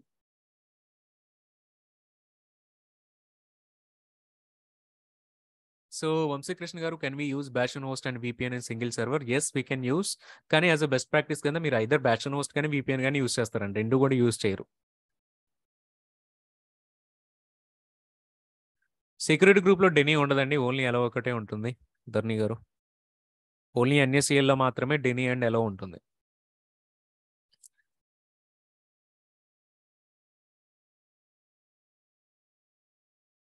గురజాల పావని గారు, do we need to change the rate table settings to connect between bash and host and private EC2 instance? అవసరం లేదండి, ఎందుకంటే మీకు రౌట్ టేబుల్లో చెక్ చేస్తే బై డిఫాల్ట్గా కూడా మీకు ఆ VPC యొక్క CIDR ఆటోమేటిక్గా ఎవ్రీ రౌట్ టేబుల్లో ఉంటుందండి. దాన్ని ఎవరు కూడా రిమూవ్ చేయలేరు. సో ఆటోమేటిక్గా మీకు ఆ CIDRs ఆల్రెడీ అలౌడ్ ఉంది కాబట్టి ఒక సర్వర్ నుంచి ఇంకొక సర్వర్కి ఈజీగా మీరు connect అవ్వగలుగుతారు.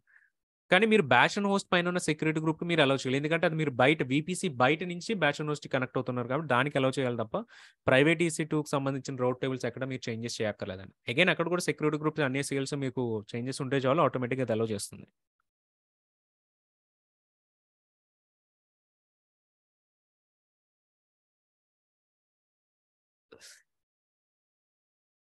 Shravya garu, in security group we attach to ENI, but in NACL what would be the case it directly connected to the subnet?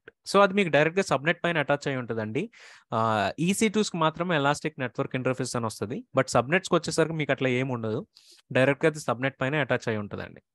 ఆ సబ్నెట్ లోపల ఏవైతే సర్వర్స్ ఉన్నాయో వాటన్నిటి కూడా రూల్స్ అనేవి అప్లై అవుతాయి, NACL రూల్స్.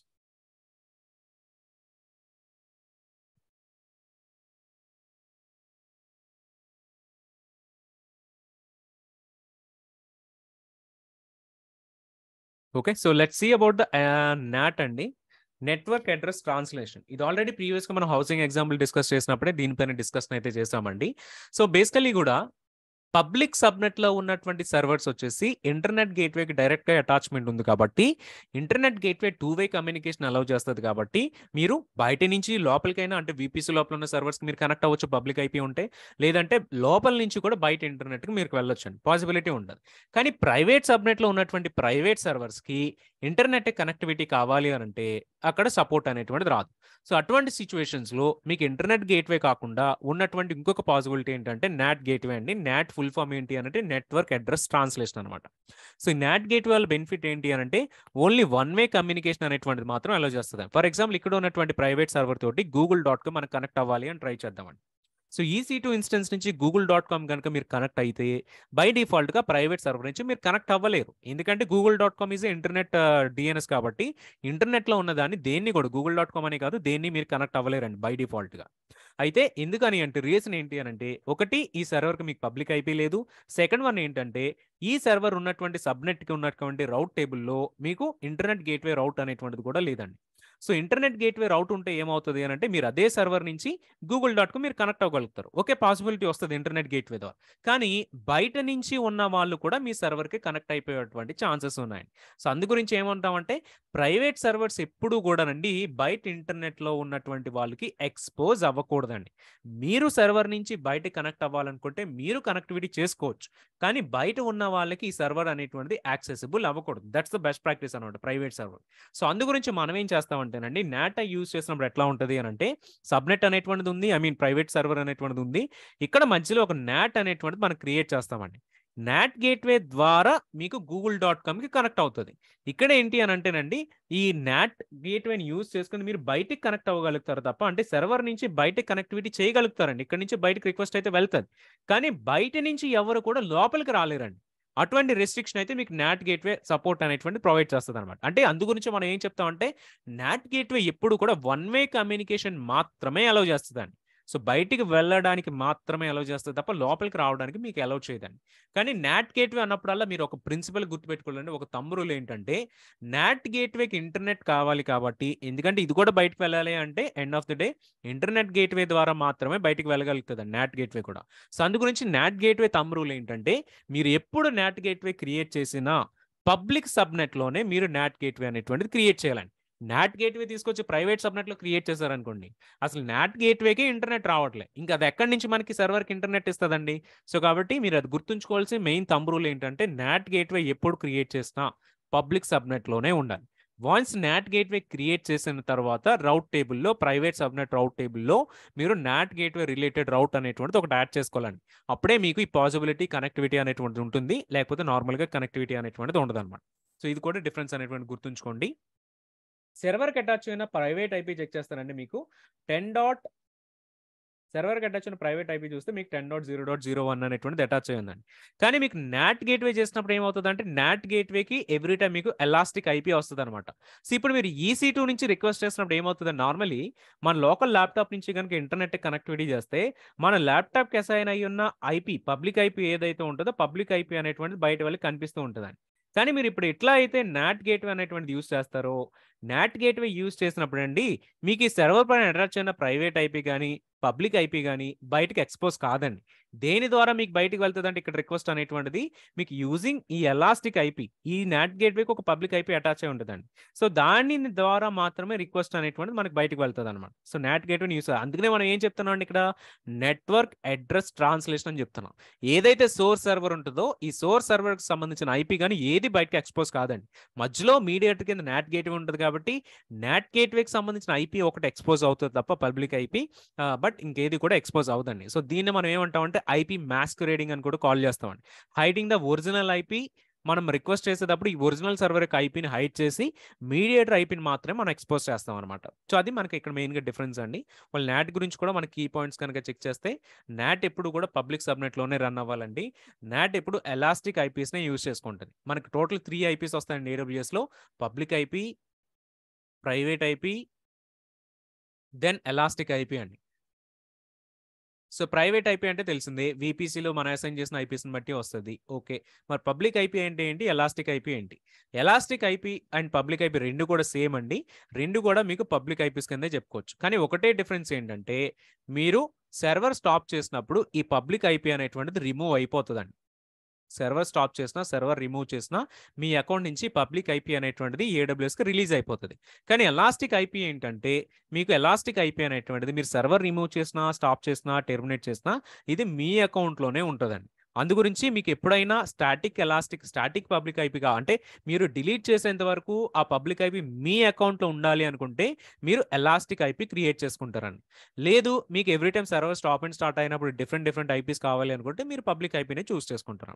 కానీ మన నాట్ గేట్‌వే అనేటువంటిది ఏంటండి, మొత్తం మనకున్నటువంటి నెట్వర్క్ సర్వర్‌లన్నిటికి కూడా ఒకటే ఐపీ నుంచి వెళ్ళాలి కాబట్టి, మీరు నాట్ గేట్‌వే క్రియేట్ చేసినప్పుడు ఆటోమేటిక్‌గా కూడా ఒక ఎలాస్టిక్ ఐపీ అనేటువంటిది ఏడబ్ల్యూఎస్ వాడే క్రియేట్ చేస్తారండి. సో, ఎలాస్టిక్ ఐపీ మీరు డిలీట్ చేసేంత వరకు కూడా మీ అకౌంట్‌లోనే ఉంటది. అయితే ఇది మీరు డిలీట్ చేసేంత వరకు మీ అకౌంట్‌లోనే ఉంటది కాబట్టి, ఏడబ్ల్యూఎస్ వాడు ఏం చేస్తాడంటే పబ్లిక్ ఐపీకి మీకు నో చార్జెస్ అండి. చార్జెస్ ఉండవు. కానీ ఎలాస్టిక్ ఐపీస్‌కొచ్చేసరికి మీకు చార్జెస్ ఉంటాయి.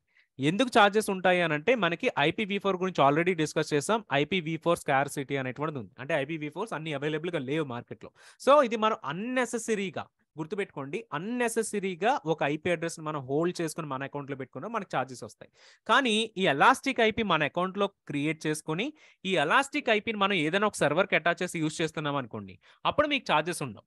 ఎలాస్టిక్ ఐపీ మీరు క్రియేట్ చేసి ఏ సర్వర్‌కి అటాచ్ చేయకుండా ఉన్నప్పుడు మాత్రమే మీకు చార్జెస్ వస్తాయండి. దేనికన్నా అటాచ్ చేశారంటే మీకు చార్జెస్ రావు. ఎందుకంటే అక్కడ మీరు రియల్‌గా యూజ్ చేసుకుంటున్నారు ఎలాస్టిక్ ఐపీని. అందు గురించి ఏడబ్ల్యూఎస్ వాడు చార్జ్ చేయడండి. కానీ ఒక ఎలాస్టిక్ ఐపీ మీరు క్రియేట్ చేసి మీ అకౌంట్‌లో దాన్ని ఖాళీగా ఉంచేశారు అనంటే అప్పుడు చార్జ్ చేస్తాడండి. సో, ఏడబ్ల్యూఎస్ వాడు దాన్ని ఏమని కాల్ చేస్తాడంటే ఎలాస్టిక్ ఐపీ ఐడిల్ చార్జెస్ అండి. సో, ఐడిల్ ఎలాస్టిక్ ఐపీ అంటాడు. అంటే ఖాళీగా ఉన్నటువంటి ఎలాస్టిక్ ఐపీకి మాత్రమే చార్జ్ చేస్తాడండి. సో, ఈ డిఫరెన్స్ కూడా మీరు గుర్తుంచుకోవాలి. మొత్తం 3 ఐపీస్ వస్తాయి. Public IP, private IP, elastic IP. దీని గురించి మనం అప్‌కమింగ్ సెషన్స్‌లో కూడా చూస్తూ ఉంటామండి. నాట్ గేట్‌వే వచ్చేసి ఓన్లీ ఏజీ రెసిలియంట్ అండి. అంటే మీకొక ఏజీ అనేటువంటిది ఏ సబ్‌నెట్‌లో మీరు లాంచ్ చేస్తున్నారో ఆ అవైలబిలిటీలో మీకేదైనా ప్రాబ్లమ్ వస్తే ఆటోమేటిక్‌గా మీకు not gateway up and run అవుతది. కానీ not gateway is related to the availability zone కాబట్టి కంప్లీట్‌లీ ఆ అవైలబిలిటీ జోన్ అనేటువంటిది మీకు ఫెయిల్ అయిపోతే మీ నాట్ గేట్‌వే అనేటువంటిది కూడా ఫెయిల్ అయిపోతదండి. సో, కాబట్టి మీరెప్పుడు కూడా హై అవైలబిలిటీ కావాలి అనుకుంటే మల్టిపుల్ నాట్ గేట్‌వేస్ అనేవి మీరు క్రియేట్ చేసుకోవాలండి బిట్వీన్ డిఫరెంట్ ఏజెస్ అనమాట. అప్పుడు ఒక ఏజీలో ఉన్నటువంటి నాట్ గేట్‌వే ఫెయిల్ అయినా వేరొక ఏజీ నుంచి మీకు నాట్ గేట్‌వే అనేటువంటిది అవైలబుల్. బట్ రియల్ టైమ్ కేసెస్‌లో ఒకటే క్రియేట్ చేస్తారు. మీకు బడ్జెట్ అనేటువంటిది ఎక్కువ ఉన్నప్పుడు 2 నాట్ గేట్‌వేస్ కూడా మీరు క్రియేట్ చేసుకోవచ్చండి. మీకు నాట్ గేట్‌వే చార్జెస్ ఉంటాయి. చాలా చార్జెస్ ఉంటాయి. సో, కాబట్టి మీరు ఇది చూసుకొని క్రియేట్ చేసుకోవాలి. ఇంకా ఇంకొక డిఫరెన్స్ ఏంటంటేనండి, ఒక్కొక్క నాట్ గేట్‌వే కూడా మీకు 45 జీబీపీఎస్ వరకు సపోర్ట్ చేస్తదండి. ఒకవేళ మీ ప్రాజెక్ట్‌లో 45 జీబీపీఎస్ కంటే ఎక్కువ నెట్వర్క్ అవుట్ ఉంది అనుకుంటే, అప్పుడేం చేయాలంటే మీరు సెకండ్ నాట్ గేట్‌వే కూడా మీరు పెట్టుకోవాల్సొస్తదండి. ఒక్కొక్క నాట్ గేట్‌వే మాక్సిమం మీకు 45 జీబీపీఎస్ వరకే సపోర్ట్ చేస్తదండి. మోర్ దెన్ 45 జీబీపీఎస్ కావాలి అనుకున్నా మీకిది కావాలనమాట. నాట్ గేట్‌వే వచ్చేసి ఓన్లీ ఐపీవీ4 అడ్రెసెస్‌కి మాత్రమే వర్క్ చేస్తదండి. మీకు ఐపీవీ6 కూడా ఇట్లా వన్ వే కమ్యూనికేషన్ గేట్‌వే కావాలి అంటే మీకు ఉన్నటువంటి సెపరేట్ గేట్‌వే ఏంటంటే అగ్రెస్ ఓన్లీ గేట్‌వే అండి. సో, ఓన్లీ ఐపీవీ6 మాత్రమే మీకు అగ్రెస్ ఓన్లీ గేట్‌వేలో సపోర్ట్ చేస్తదండి. ఐపీవీ4కి వచ్చేసి సేమ్ ఈ ఐపీ మాస్క్యురేడింగ్ అని, నెట్వర్క్ అడ్రెస్ ట్రాన్స్‌లేషన్ గాని మీకు సపోర్ట్ చేయాలి అన్నప్పుడు ఏం చేస్తారు అనంటే మీరు నాట్ గేట్‌వే అనేటువంటిది యూజ్ చేసుకుంటారండి. సో, ఎర్లియర్‌గా చెక్ చేస్తానండి మనకి నాట్ గేట్‌వే ఉండేది. నాట్ ఇన్‌స్టెన్స్ కూడా ఉండేది. Not instance is nothing but మనకు ఈసీ2 సర్వర్ లాంచ్ చేసుకొని అందుట్లో ఈ నాట్ రిలేటెడ్ సాఫ్ట్‌వేర్ అనేటివి మనం ఇన్‌స్టాల్ చేసుకునేవాళ్ళం. కానీ ఏడబ్ల్యూఎస్ వాడు నాట్ సర్వర్ సపోర్ట్ అయితే తీసేసాడు. అంటే వాడు రికమెండ్ చేయట్లేదు. యాస్ ఎ బెస్ట్ ప్రాక్టీస్ కింద మీరు నాట్ గేట్‌వే యూజ్ చేసుకోవాలి. ఎందుకంటే not gateway is completely managed. అందులో మీరు ఏ సర్వర్ క్రియేట్ చేయాల్సిన అవసరం ఉండదు. ఏ సాఫ్ట్‌వేర్ ఇన్‌స్టాల్ చేయాల్సిన అవసరం ఉండదు. మీరు లోడ్ పెరిగే కొద్దీ స్కేల్ చేయాల్సిన అవసరం ఉండదు. అన్నీ కూడా ఏడబ్ల్యూఎస్ వాడు మేనేజ్ చేస్తారు. బట్ లిమిటేషన్ ఏంటంటే 45 Gbps is the limitation and easy bounded అండి. అదొకటే లిమిటేషన్ తప్ప మనకు అన్నీ కూడా చేసుకోవచ్చనమాట. సో, అయితే నాట్ ఇన్‌స్టెన్స్ మీరు క్రియేట్ చేసినప్పుడండి మీకు ఎవ్రీ ఎలాస్టిక్ నెట్వర్క్ ఇంటర్‌ఫేస్ పైన కూడా సో, ఏ సర్వర్‌కి రిక్వెస్ట్ అనేటువంటిది వెళ్తుంది, ఏ సర్వర్ నుంచి రెస్పాన్స్ వస్తుంది అనేటువంటిది ఖచ్చితంగా చెక్స్ ఉంటాయండి. సో, అయితే మీరు నాట్ సాఫ్ట్‌వేర్‌ని ఒక ఈసీ2 పైన ఇన్‌స్టాల్ చేస్తే గనక మీరు సోర్స్ అండ్ డెస్టినేషన్ చెక్స్‌ని మీరు డిసేబుల్ చేయాలండి. ఇది ఎట్లా డిసేబుల్ చేయాలనేటువంటిది కూడా చూద్దాం. ఇది డిసేబుల్ చేసినప్పుడే మీకు నాట్ ఇన్‌స్టెన్స్ అనేటువంటిది సపోర్ట్ చేస్తదండి. కస్టమ్‌గా మీరు సర్వర్ పైన ఇన్‌స్టాలేషన్ చేసుకున్నప్పుడన్నమాట. సో, ఇవి these are the key points about the NAT అండి. సో, నాట్ ఇన్‌స్టెన్స్ గురించి మనం డెమో అయితే చూడం గానీ, ఎందుకంటే అది ఏడబ్ల్యూఎస్ వాడే రికమెండ్ చేయట్లే. బట్ ఉంది అన్నటువంటిది ఒకటి తెలిస్తే చాలు. సో, వీటన్నిటి పైన డిఫరెంట్ డెమోస్ చూద్దామండి. డెమోస్‌లో వచ్చేసి బ్యాషన్ హోస్ట్ క్రియేట్ చేద్దాం. ఎన్ఏసీఎల్స్ క్రియేట్ చేద్దాం. సెక్యూరిటీ గ్రూప్స్ క్రియేట్ చేద్దాం. నాట్ గేట్‌వే పైన కూడా మనం డెమోస్ అయితే చూద్దామండి. సో, వీటన్నిటి పైన డెమోస్ చూద్దామండి. మీకేదైనా క్వెరీస్ ఉన్నప్పుడు మీరు చాట్‌లో యాడ్ చేయండి. అండ్ మీ హ్యాండ్ రైజ్ చేస్తే మనం వాటి గురించి డిస్కస్ చేద్దాం. దెన్ బ్రౌజర్‌కి వెళ్లి మనం డెమోస్ అయితే చూద్దామండి.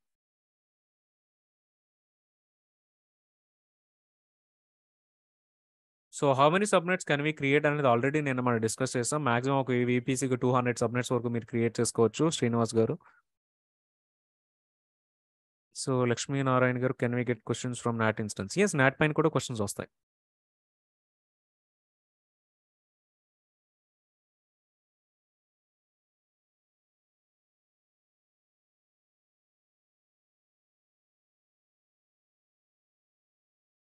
So, alright let us see the demo అండి.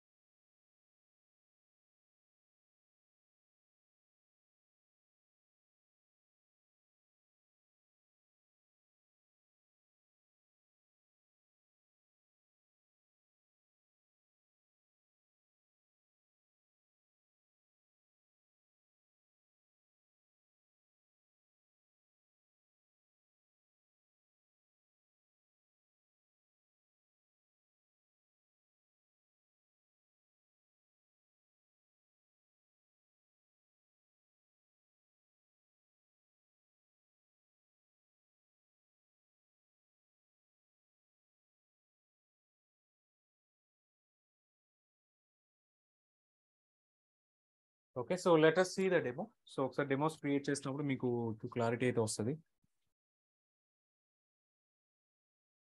సో వంశీకృష్ణ గారు, can we change the elastic IP of NAT gateway? No, you cannot change.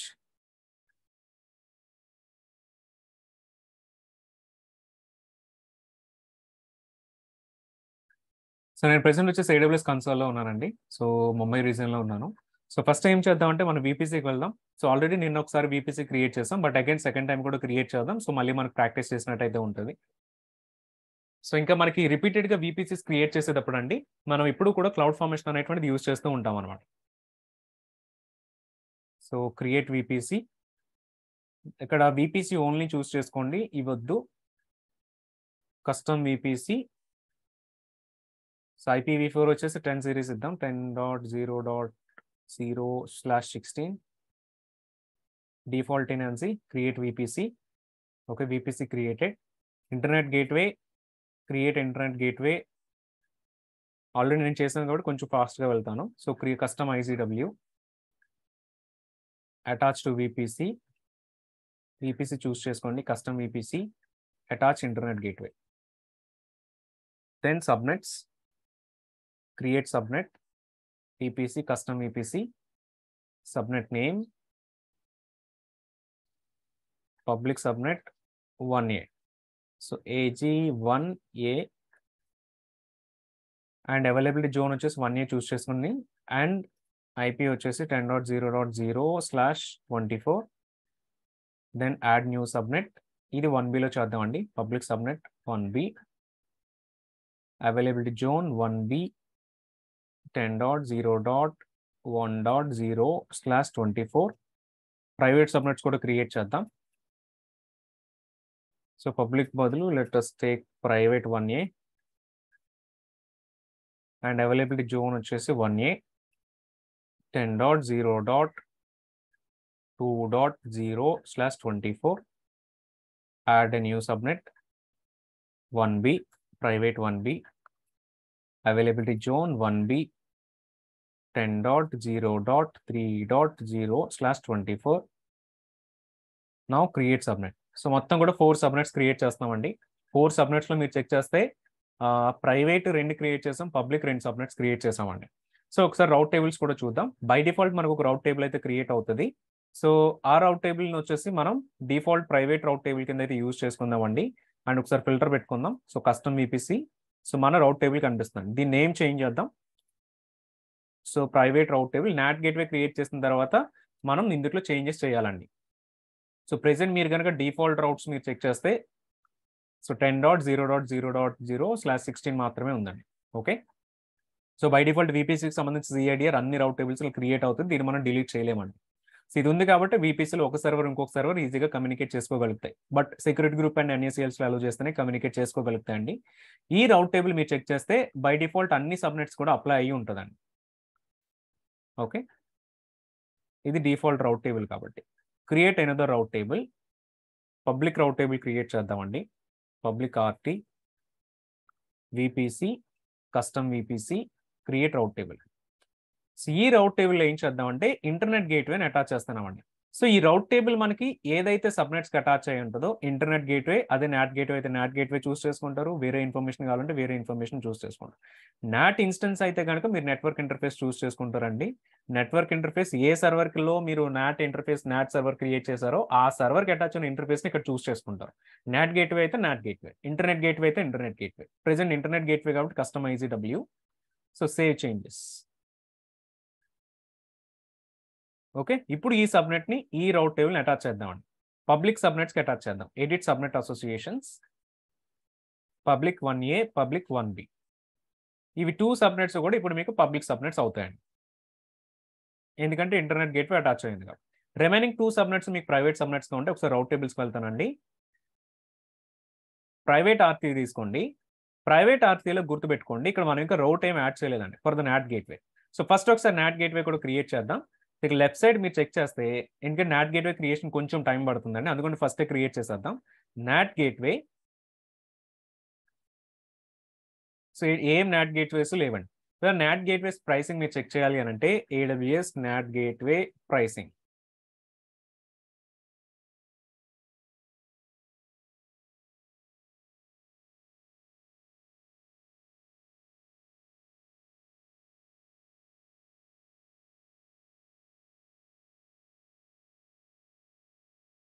So VPC pricing ఇక్కడ మీకు నాట్ గేట్వే కనిపిస్తుంది. Let's see the pricing. So NAT gateway వచ్చేసి మీకు 1 అవర్కి $0.056 cost అవుతుందండి. ఇట్లా మీకు ఎన్ని అవర్స్ రన్ అవుతే అన్ని అవర్స్ ఛార్జెస్ మీకు వస్తూ ఉంటుంది. సో అండ్ ఇంకా ఎంత జీబీ మీరు ప్రాసెస్ చేస్తున్నారు అనేటువంటి దాన్ని బేస్ చేసుకుని కూడా మీకు ఛార్జెస్ అనేవి ఉంటాయి. ఇవి 2 ఛార్జెస్ కూడా మీకు కనిపిస్తాయండి. ఒకవేళ మీకు ఏదైనా ఎగ్జాంపుల్ కావాలంటే మీరు కింద వీటిలో చెక్ చేయొచ్చు అనమాట. బట్ నాట్ గేట్వే మీకు ఛార్జెస్ ఉంటాయి. నాట్ గేట్వే మనకి ఫ్రీ టైర్లో కూడా రావచ్చు. ఒకసారి చెక్ చేస్తాను. AWS free tier services.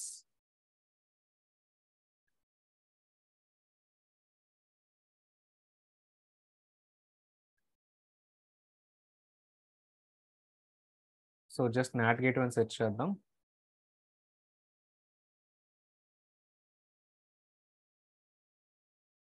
VPC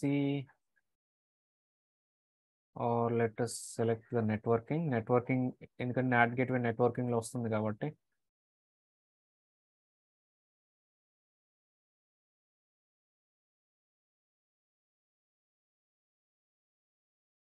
not gateway free tyre.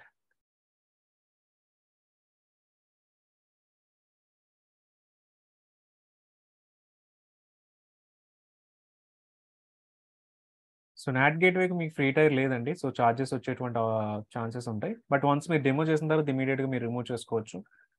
మీరు ఆ 1 అవర్ డెమో చేసినందుకు మీకు $0.056 ఛార్జ్ పడేటువంటి అవకాశం అయితే ఉంటుంది. సో ఒకసారి చూసుకొని చేసుకోండి. సో విపిసిలో ఒకసారి నాట్ గేట్వే చూస్తున్నానండి. Create NAT gateway. So custom not subnet వచ్చేసి చూడండి, ఇక్కడ సబ్నెట్ లో ఏ సబ్నెట్ మీరు చూస్ చేసుకోవాలనుకుంటున్నారు. సో మనం క్రియేట్ చేసిన 4 subnets from the custom VPC. So ఇక్కడ ఎందులో ఏ సబ్నెట్ లో మీరు లాంచ్ చేయాలి. ఏ సబ్నెట్ లో మీరు లాంచ్ చేయాలంటే పబ్లిక్ సబ్నెట్ లో లాంచ్ చేయాలి. ఎందుకంటే నాట్ గేట్వే కూడా ఇంటర్నెట్ రావాలి. సో కాబట్టి ఐదర్ మీరు పబ్లిక్ ఏజీ 1Bలో కానీ పబ్లిక్ ఏజీ 1Aలో కానీ మీరు లాంచ్ చేయాలండి.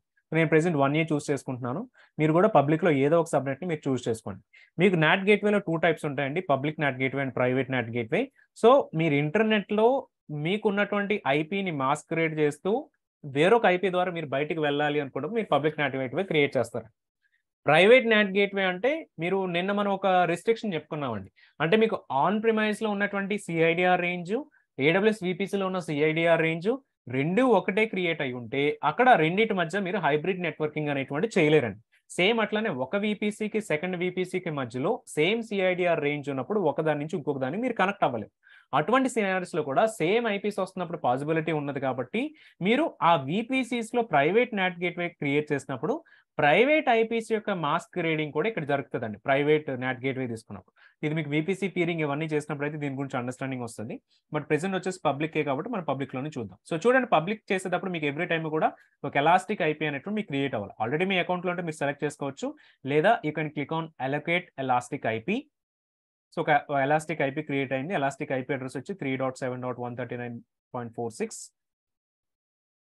సో దీనికి సమ్ ప్రైవేట్ ఐపీ కూడా మీరు అలొకేట్ చేయొచ్చు, లేదంటే ఆటోమేటిక్ ఇదే అసైన్ చేసుకోండి. ఎందుకంటే ఇది కూడా నెట్వర్కింగ్ లో ఒక డివైసే కాబట్టి మీ సిఆర్డిఆర్ రేంజ్ లో నుంచి ఒక ప్రైవేట్ ఐపీ క్రియేట్ చేసుకుంటుందండి. Create NAT gateway. NAT gateway create అయింది. ఇది మీకు క్రియేట్ అవ్వడానికి కొంచెం టైం అయితే పడుతుందండి. సో దీన్ని ఇప్పుడే మనం ఏం చేస్తున్నాం అంటే ఇంకా కూడా దీన్ని మనం రౌట్ టేబుల్ అలౌ చేయమండి. ఫస్ట్ ప్రైవేట్ సర్వర్లో ఉన్నటువంటి వాటి నుంచి బయటికి కనెక్ట్ అవ్వడానికి ట్రై చేసి దెన్ అప్పుడు మనం టెస్ట్ చేద్దామండి. సో అప్పుడు చూద్దాం, అప్పుడే మనకి దీని గురించి ఒక ఐడియా అయితే వస్తుంది. అండ్ ఎన్ఏసిఎల్ సెక్యూరిటీ గ్రూప్స్ కూడా మీకు ఇక్కడ ఉంటాయండి. సెక్యూరిటీ గ్రూప్స్ వచ్చి CC2 కన్సోల్లో కూడా మనకు కనిపిస్తుందండి. అక్కడ ఉన్న సెక్యూరిటీ గ్రూప్స్, విపిసిలో ఉన్న సెక్యూరిటీ గ్రూప్ రెండు కూడా సేమ్ మనకి. ఇది విపిసి కన్సోల్. విపిసి కన్సోల్లో మీకు సెక్యూరిటీ గ్రూప్స్ ఉన్నాయండి. అండ్ ఇక్కడ మీకు ఎలాస్టిక్ ఐపీస్ కూడా కనిపిస్తాయి. ఎలాస్టిక్ ఐపీస్ మీకు విపిసిలో కనిపించవు. ఓకే, విపిసిలో కూడా ఎలాస్టిక్ ఐపీస్ ఉన్నాయి. ఇక్కడ ఉన్నది కూడా అక్కడ ఉన్నది కూడా సేమ్ అండి. విపిసిలో ఉన్న ఎలాస్టిక్ ఐపీ, EC2లో ఉన్న ఎలాస్టిక్ ఐపీ రెండు కూడా సేమ్ ఐపీస్ అయితే వస్తాయి. ఇది మీకు క్రియేట్ అయింది. అండ్ ఇంకా ఎలాస్టిక్ నెట్వర్క్ ఇంటర్ఫేస్ అని చెప్పుకున్నాం కదండి. నెట్వర్క్ ఇంటర్ఫేసెస్ కూడా మీకు EC2లో ఉంటాయి. నెట్వర్క్ ఇంటర్ఫేసెస్ ఇప్పుడు చూడ మీరు ప్రెసెంట్ ఓన్లీ నాట్ గేట్వే ఒకటే క్రియేట్ అయింది కాబట్టి మీకు నాట్ గేట్వేకు ఎలాస్టిక్ నెట్వర్క్ ఇంటర్ఫేస్ క్రియేట్ అయింది. అగైన్ దీనికి అటాచ్ చేయని ఎలాస్టిక్ ఐపీ కూడా మీరు ఇక్కడ నుంచి చెక్ చేయొచ్చు. సో ఇన్ యూజ్ లో ఉంది. ఇది వచ్చేసి private IP, NAT gateway create అయినటువంటి ప్రైవేట్ ఐపీ అండి.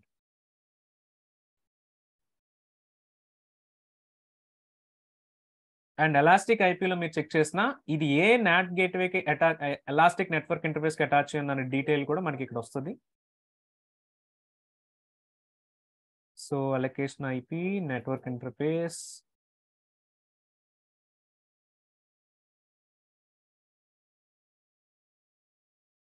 ఓకే, బేసికల్ నాట్ గేట్వేకి రావట్లేదు, బట్ EC2 క్రియేట్ చేసినప్పుడు అది మనకు వస్తుంది.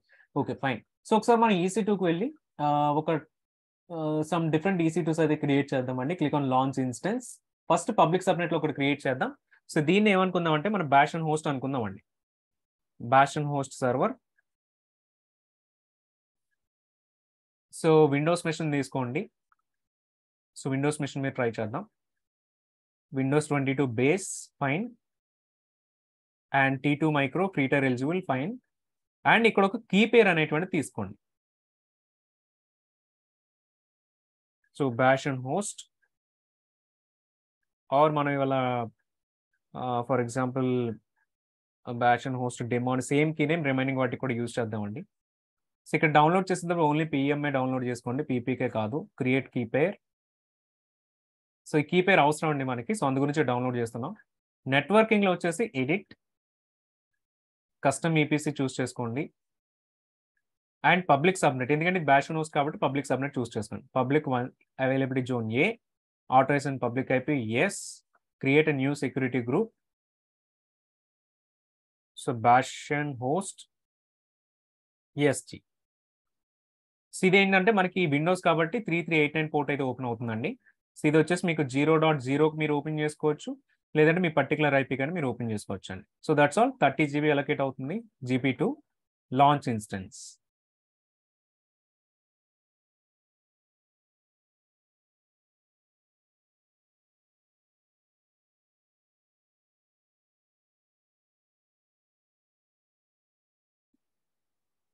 ఓకే అండి. సో ఇప్పుడు ఏం చేద్దామంటే ప్రైవేట్ సబ్నెట్లో సెకండ్ సర్వర్ని మనం తీసుకుందామండి. సో సేమ్ ఇక్కడ ఇదే పబ్లిక్ సబ్నెట్లో ఒక లైనెక్స్ ఇన్స్టెన్స్ని కూడా తీసుకోండి.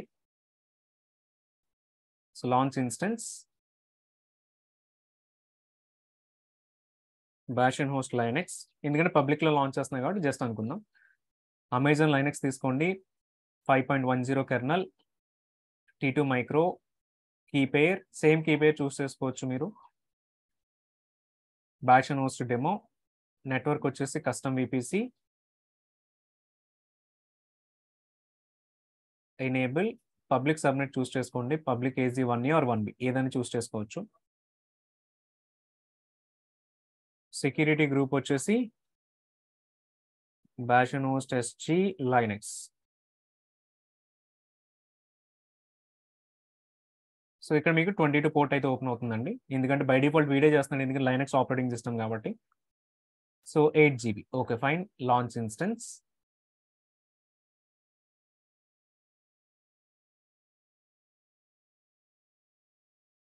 And same, let us create one more Windows and one more Linux in private subnets. So Windows private subnet.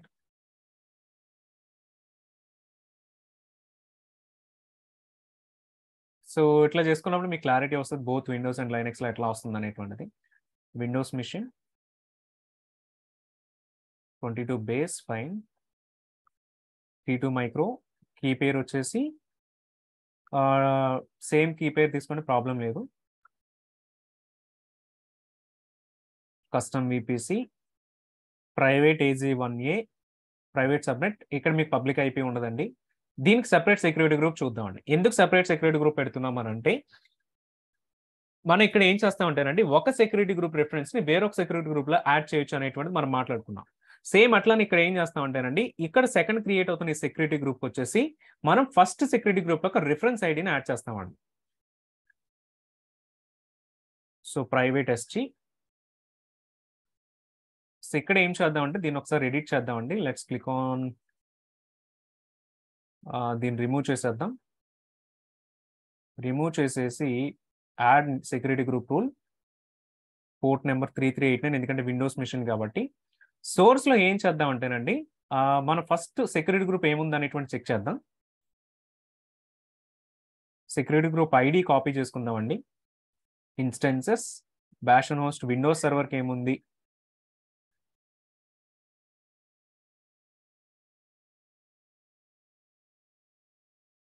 Security group ID ఇది ఉంది, ఇక్కడ నుంచి కాపీ చేసుకోండి.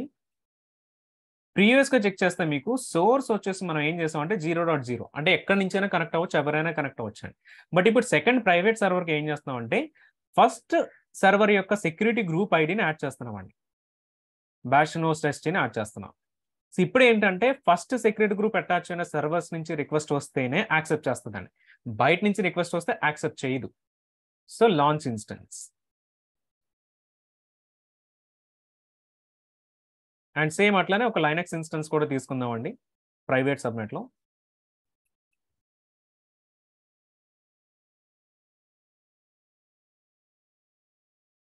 So private Linux, Amazon Linux 5.10 T2 micro. Key pair వచ్చి same key pair తీసుకోండి, no problem. Bastion నోస్ demo, edit network settings, custom VPC, private AZ1A or 1B ఏదైనా చూస్ చేసుకోండి. Autos and public IP disabled. Security group వచ్చేసి మీరు same security group choose చేసుకోండి, bash and host private SG. So ఇక్కడ మీకు 8 GB క్రియేట్ అవుతుంది, బట్ ఇక్కడ మీరు పోర్ట్ నెంబర్ 22 కూడా అలో చేయాలి, గుర్తుపెట్టుకోండి. ఎందుకంటే ఓన్లీ ప్రీవియస్గా 3389 ఒకటే ఎనేబుల్ చేసాం కాబట్టి. ఫస్ట్ ఏంటంటే సెక్యూరిటీ గ్రూప్కి వెళ్ళి ప్రైవేట్ లైనక్స్ సెక్యూరిటీ గ్రూప్కి వెళ్ళి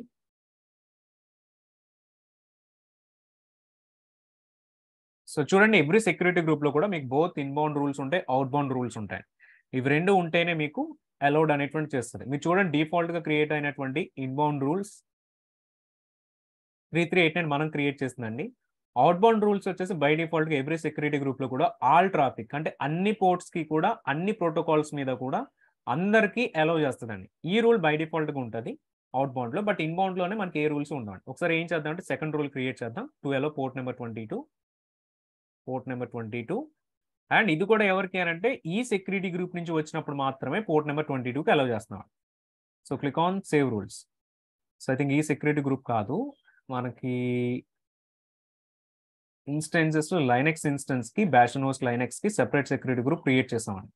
ఈ సెక్యూరిటీ గ్రూప్ని కాపీ చేసుకోండి, EC2 సెకండ్ సెక్యూరిటీ గ్రూప్ ఐడిని యాడ్ చేస్తామండి,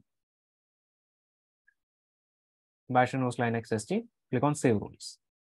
సో ఇట్లా దీన్ని ఏమంటామంటే మనం లాజికల్ ఐడి రిఫరెన్స్ అని కాల్ చేస్తామండి. NACLలో ఇటువంటి లాజికల్ రిఫరెన్సెస్ అయితే మీకు సపోర్ట్ చేయదు. సో ఒకసారి మీరు అది కూడా చూసుకోండి. ఒకసారి పబ్లిక్ విండోస్ మిషన్ కనెక్ట్ అవుదామండి, RDP చేస్తాను.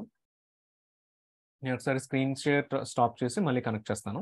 బట్ బిఫోర్ దట్ మనం ఏం చేద్దాం అంటేనండి ఆల్రెడీ ఒక పబ్లిక్ కీ అనేటువంటి మనం ఇక్కడ డౌన్లోడ్ చేసుకున్నాం, bashnose.demo.pem అనేటువంటి ఒక కీ డౌన్లోడ్ చేసుకుని పెట్టుకున్నాం.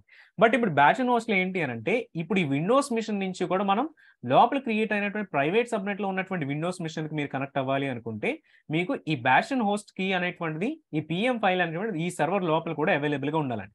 సో అట్లా అవైలబిలిటీ ఉండాలి అని అంటే ఇది మీకు లోపలికి డౌన్లోడ్ చేసుకోవాలండి. బట్ ఎట్లా డౌన్లోడ్ చేసుకుంటారంటే దాని గురించి ఏం చేస్తామంటే మనం ఫస్ట్ ఒక S3 బకెట్కి వెళ్దాం. S3 బకెట్లోకి వెళ్ళి అక్కడి నుంచి కూడా మన ఫైల్ అనేటువంటి డౌన్లోడ్ చేసుకుందామండి, S3 పబ్లిక్ రిఫరెన్స్ నుంచి కూడా. bashnose వితౌట్ కీ పేరు కూడా మీరు క్రియేట్ చేసుకోవచ్చు, కానీ మీకు విండోస్ మిషన్ తీసుకున్నప్పుడు బయట కనెక్ట్ అవ్వాలి కదండి. లైనక్స్ అయితే మీరు బ్రౌజర్ ద్వారా కనెక్ట్ అవ్వచ్చు, బట్ ఇప్పుడు bashnose పబ్లిక్ కీ పేరు తీసుకుంటారండి, ఎందుకంటే బ్రౌజర్ నుంచి కనెక్ట్ అవుతారు, బయట నుంచి కూడా కనెక్ట్ అవుతారు కాబట్టి. సో ఏదో ఒక పబ్లిక్ S3 బకెట్ తీసుకోండి, ఆర్ ఒక న్యూ S3 బకెట్ క్రియేట్ చేసి దాన్ని పబ్లిక్ చేయండి, ఏదో ఒకటి చేయండి. బట్ ఇక్కడ ఒకసారి పర్మిషన్స్ పబ్లిక్లీ యాక్సెసిబుల్ కాదా? ఓకే, పబ్లిక్లీ యాక్సెసిబుల్, ఫైన్, బాగానే ఉంది. ఆబ్జెక్ట్స్లోకి వెళ్ళి ఒక ఆబ్జెక్ట్ అప్లోడ్ చేద్దామంటే ఒక ఫైల్ వచ్చేసి bashnose demo. సో ఈ ఫైల్ మనం ఏం చేస్తాం అంటే సర్వర్ కనెక్ట్ అయిన తర్వాత అక్కడ డౌన్లోడ్ చేసుకుంటాం, ఎందుకంటే అక్కడ నుంచి వేరే సర్వర్ కనెక్ట్ అవ్వాలి కదండి. సో అందు గురించి URL ఒకటి కాపీ చేసుకుందాం. సో ఇప్పుడు నేను ఒకసారి స్క్రీన్ మళ్ళీ షేర్ చేస్తానండి. ఒకసారి నేను ఫస్ట్ RDP కనెక్ట్ అవుతాను ఆ సర్వర్ నుంచి, ఆర్ బిఫోర్ దిస్ ఒక లైనక్స్ డెమోనే చేసేద్దాం, తర్వాత విండోస్ చూద్దామండి. సో bashnose లైనక్స్ కనెక్ట్ అవుతాం, ఎందుకంటే ఇది బ్రౌజర్ ద్వారా కూడా మనకు కనెక్ట్ అవ్వచ్చు కాబట్టి. EC2 instance connect, click on connect.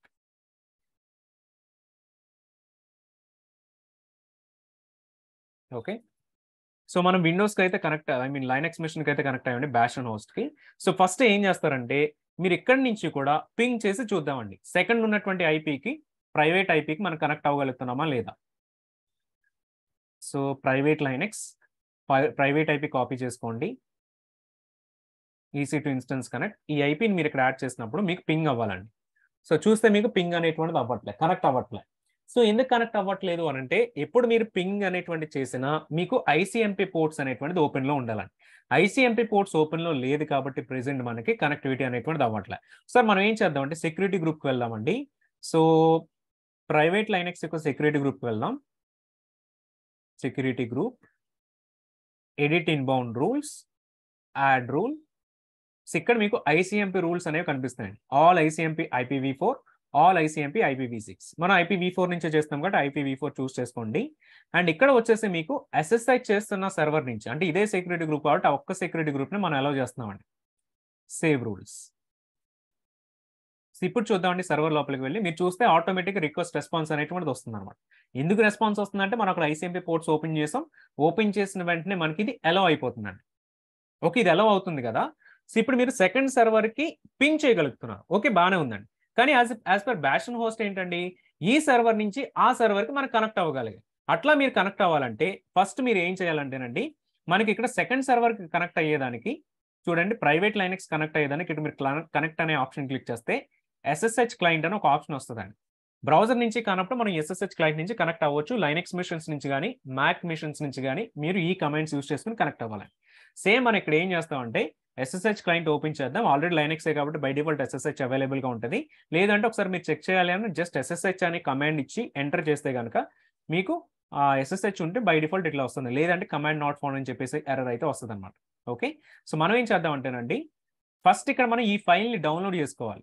Download చేసుకోవాలంటే మీకు S3లో అప్లోడ్ చేసిన ఫైల్ని కాపీ చేసుకుందాం. Copy URL EC2 instance connect.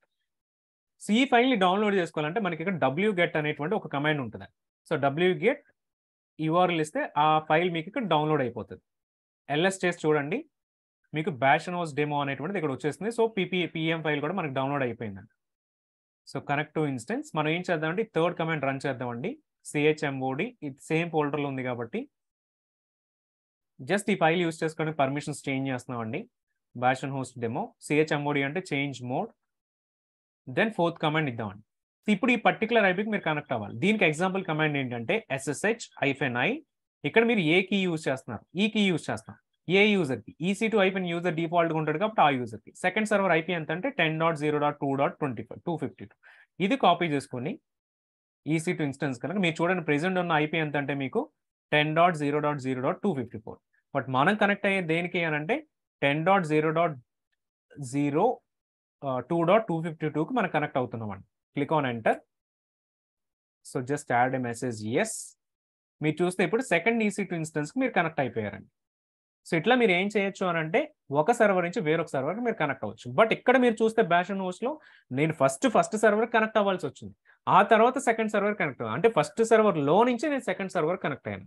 So ఇదే నేను డ్రాబ్యాక్ కింద చెప్తున్నాను. సో ఇప్పుడు ఏమైందంటే సేమ్ ఇక్కడ మీరు LS అనేటువంటి చేస్తే మీకు ఇక్కడ సో ఇది సెకండ్ సర్వర్కి సంబంధించిన డీటెయిల్స్ అండి. ఇప్పుడు మీరు సెకండ్ సర్వర్ నుంచి ఫస్ట్ సర్వర్కి మీరు పింగ్ చేయాలి అని అంటే ఇక్కడ మీకు పింగ్ అనేటువంటిది వర్క్ అవ్వదండి. So let's go back to all instances. ఇక్కడ మీరు BashNOSని కనుక పింగ్ చేయాలి అనుకుంటే ప్రైవేట్ IP యూజ్ చేసుకొని సో ఇక్కడ మీకు పింగ్ వర్క్ అవుతుంది. ఎందుకు పింగ్ వర్క్ అవ్వదు అని అంటే మీకు ఫస్ట్ సర్వర్ యొక్క సెక్యూరిటీ గ్రూప్ వేరే కదండి. సో ఆ సెక్యూరిటీ గ్రూప్లో అగైన్ మీరు ICMP అనేటువంటి మీరు ఎనేబుల్ చేసుకోవాలి. అప్పుడే మీకు అయితే సపోర్ట్ చేస్తాను. ఇట్లా మీరు లైనెక్స్ మిషన్స్ తీసుకుంటే ఒక లైనెక్స్ మిషన్ నుంచి వేరొక లైనెక్స్ మిషన్స్కి యూజింగ్ BashNOS ద్వారా కనెక్ట్ అవ్వచ్చండి. పబ్లిక్ IP లేనప్పటికీ మనం ఫస్ట్ ఒక సర్వర్ కనెక్ట్ అయ్యామండి, ఆ సర్వర్ నుంచి వేరే సర్వర్కి మనం కనెక్ట్ అవుతున్నాం. ఓకే, అండ్ ఇంకొక డ్రాబ్యాక్ ఏంటంటేనండి, మీకు నేను వేరే సర్వర్ నుంచి నార్మల్ మీ సర్వర్కి వచ్చేయాలి అనుకుంటే మీరు జస్ట్ Ctrl-D అనేటువంటి క్లిక్ చేస్తే చాలు మీకు లాగౌట్ అయిపోతుందండి. మీరు మళ్ళీ ప్రీవియస్ సర్వర్కి అయితే వచ్చేస్తారు అనమాట. ఇక్కడ చూస్తే మీరు 10.0.2.255 Ctrl-D క్లిక్ చేసిన తర్వాత ఇక్కడ చూడండి 10.0.254 అనేటువంటిది అయితే వస్తుంది అనమాట. సో ఇదే కాకుండా మీరు హోస్ట్ నేమ్ CTL అనేటువంటిది క్లిక్ చేసిన హోస్ట్ నేమ్ CTL అనేటువంటి కమాండ్ ఇచ్చిన మీరు ప్రెసెంట్ ఏ సర్వర్లో ఉన్నారో అనేటువంటిది కూడా మీకు వస్తుందండి. Host name CTL. సో EC2కి సంబంధించిన IP అడ్రస్, స్టాటిక్ IP, ఇవి డిఫరెన్సెస్ అన్ని కూడా మీకు కనిపిస్తాయి. చూడండి మీకు విజువలైజేషన్ వచ్చేసి Zen హైపర్వైజర్ మీద జరుగుతుంది.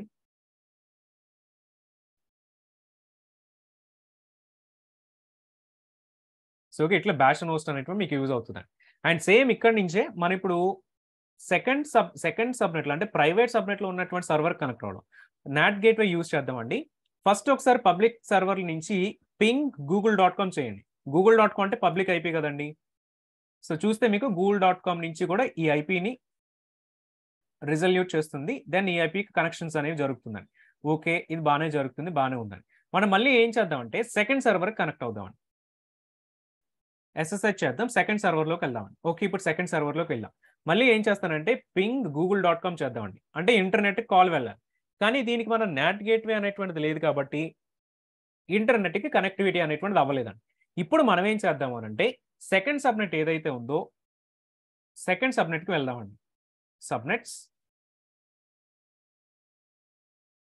ప్రైవేట్ AZ1A అండ్ దీనికి అటాచ్ అయిన రౌట్ టేబుల్ ఉంటుంది కదండి. ఇక్కడ రౌట్ టేబుల్ సెలెక్ట్ చేసుకుంటే మీరు ఆ పర్టికులర్ రౌట్ టేబుల్లోకి వెళ్తారండి. ప్రైవేట్ రౌట్ టేబుల్, ఇందులో రౌట్స్ చూడండి, ఎడిట్ రౌట్స్, యాడ్ రౌట్. ఇక్కడ కూడా మనం 0.0నే చేస్తామండి, ఎందుకంటే ఇంటర్నెట్కి వెళ్ళాలి కాబట్టి 0.0/0. బట్ ఇక్కడ వచ్చేసరికి మీరు నాట్ గేట్వే చూస్ చేసుకుంటామండి.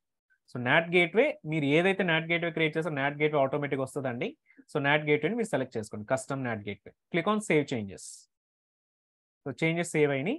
ఇప్పుడు మళ్ళీ ప్రీవియస్గా కనెక్ట్ అయిన దానికి వల్ల మీరు చూడండి, వన్స్ అక్కడ యాడ్ చేయగానే ఆటోమేటిక్గా google.comకి మనకి ఇంటర్నెట్ కనెక్టివిటీ అనేటువంటిది వచ్చేస్తుందండి. ఇట్లా ఏమవుతుందంటే మీకు నాట్ గేట్వే అనేటువంటిది మీరు తెచ్చుకోవచ్చు అన్నమాట. బట్ నాట్ గేట్వే ఉన్నప్పటికీ నాట్ గేట్వే లేనప్పటికీ మీకు డిఫరెన్స్ ఏంటంటేనండి, సో ఇక్కడ నెట్వర్క్ అడ్రస్ ట్రాన్స్లేషన్ జరుగుతుంది అని చెప్పుకున్నామండి.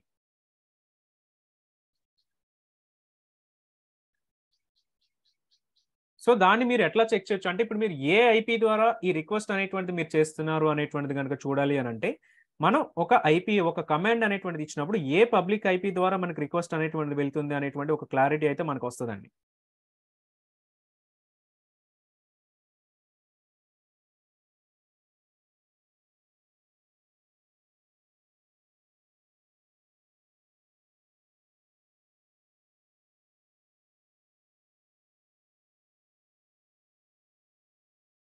వన్ మినిట్ అండి.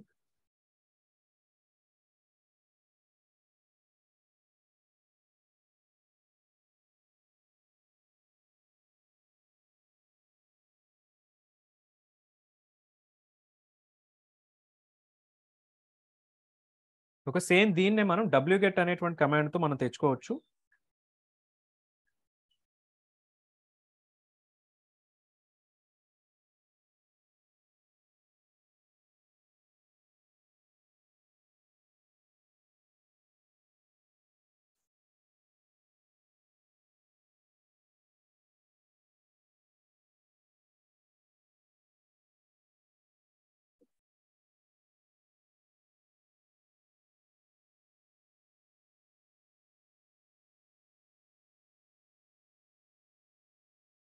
సో ఇక్కడ చెక్ చేయండి, curl-icon-has.com కనుక మీరు క్లిక్ చేస్తే మీ యొక్క పబ్లిక్ ఐపీ అనేటువంటి వస్తుందండి. సో ఈ ఐపీ ఎవరిది అని కనుక మీరు చెక్ చేస్తే 3.7.139.46 అనేటువంటిది ఇది మనకి VPCలో నాట్ గేట్వేకి అటాచ్ ఉన్నటువంటి పబ్లిక్ ఐపీ అండి. సో మీరు గుర్తుపెట్టుకోవాల్సింది ఏంటంటే ఇక్కడ చెక్ చేయండి ఒకసారి 3.7.139.46, ఇక్కడ కూడా చెక్ చేస్తే 3.7.139.46. సో ఈ నాట్ గేట్వే అటాచ్ అయిన సర్వర్స్ అన్ని కూడానండి, ఫర్ ఎగ్జాంపుల్ దీనికి సిమిలర్ ఎగ్జాంపుల్ చెప్పాలంటే మనందరికి కూడా వైఫైస్ అనేవి ఉంటాయి, వైఫై రౌటర్స్ ఇంటి దగ్గర ఉంటాయి. సో ఆ వైఫై ద్వారా ఎవరైతే ఎన్ని మొబైల్స్ కనెక్ట్ అయి ఉన్నా, ఎన్ని ల్యాప్టాప్స్ కనెక్ట్ అయి ఉన్నా, ఎన్ని టాబ్లెట్స్ కనెక్ట్ అయి ఉన్నా, అవన్నీ ఇంటర్నెట్ కనెక్ట్ అయ్యేటప్పుడు సేమ్ మీ వైఫై రౌటర్కి ఏదైతే పబ్లిక్ ఐపీ ఉందో అదే ఐపీని యూస్ చేసుకుని బయటకు వెళ్తాయండి. నాట్ గేట్వే యూస్ చేసినప్పుడు కూడా ఇప్పుడు నాట్ గేట్వేకి ఏదైతే ఐపీ అనేటువంటిది ఉందో అదే ఐపీ అనేటువంటిది యూస్ చేసుకుని మీకు బయటికి అయితే కనెక్ట్ అవుతుంది. ఇప్పుడు EC2 కనెక్ట్ అయింది, సో 3.7.139.46 అనేటువంటిది వచ్చింది. సేమ్ ఇదే వేరొకటి చేసినా సరే అక్కడ కూడా మీకు similar kind of IP address అనేటువంటిది మీకు వస్తూ ఉంటుందండి. సో ఇది మీకు నాట్ గేట్వే అటాచ్ చేసినప్పుడు ఇట్లా ఉంటుందండి. అండ్ సేమ్ మనం ఇంకా కూడా security group rules and NACLs rules మీద కూడా ఒకసారి చెక్ చేద్దాం. సో అప్పుడు ఒక క్లియర్ ఐడియా అయితే వస్తుందండి. సో మనం ఏం చేద్దామంటే ఒకసారి నేను దీని నుంచి బయటకు లాగౌట్ అయిపోతున్నానండి. సో ఇప్పుడు నేను మళ్ళీ ప్రీవియస్గా ఉన్నటువంటి normal Linux bastion host Linux machine అయితే వచ్చేసాను ప్రైవేట్ EC2 నుంచి. ఒకసారి ఏం చేద్దామంటే ప్రైవేట్ లైనెక్స్ కనెక్ట్ అవుదాం. ప్రైవేట్ లైనెక్స్ సెక్యూరిటీ గ్రూప్కి వెళ్దామండి. ఇక్కడ ఉన్నటువంటి సెక్యూరిటీ గ్రూప్ వచ్చేసి మనకి స్టేట్ఫుల్ ఫైర్వాల్ అని చెప్పుకున్నాం. Security group is stateful firewall అని.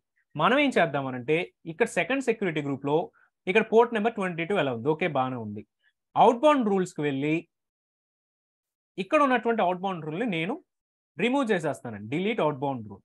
మనం చెప్పుకున్న కాన్సెప్ట్ ఏంటండి, మీకు ఇన్బౌండ్ అలౌ చేస్తే చాలు, ఇన్బౌండ్లో ఎస్ఎస్హెచ్ అలౌ చేస్తున్నామండి. అవుట్ బౌండ్లో మీరు ఎస్ఎస్హెచ్ అలౌ చేసినా చేయకపోయినా మీకు కనెక్టివిటీ అనేటువంటిది వచ్చేస్తుందండి. సో ఇది వర్క్ అవుతుందా లేదా, బేసికలీ మనం చెప్పుకున్న కాన్సెప్ట్ ప్రకారం ఇట్ హాస్ టు వర్క్ అండి. సో ఇది వర్క్ అవుతుందా లేదా అనేటువంటిది ఒకసారి ప్రాక్టికల్ కూడా చెక్ చేద్దాం. సో సేమ్ ప్రీవియస్కి ఇచ్చినటువంటి కమెంట్స్ మీరు అప్ యారో క్లిక్ చేస్తే ప్రీవియస్ కమెంట్స్ వస్తూ ఉంటాయి.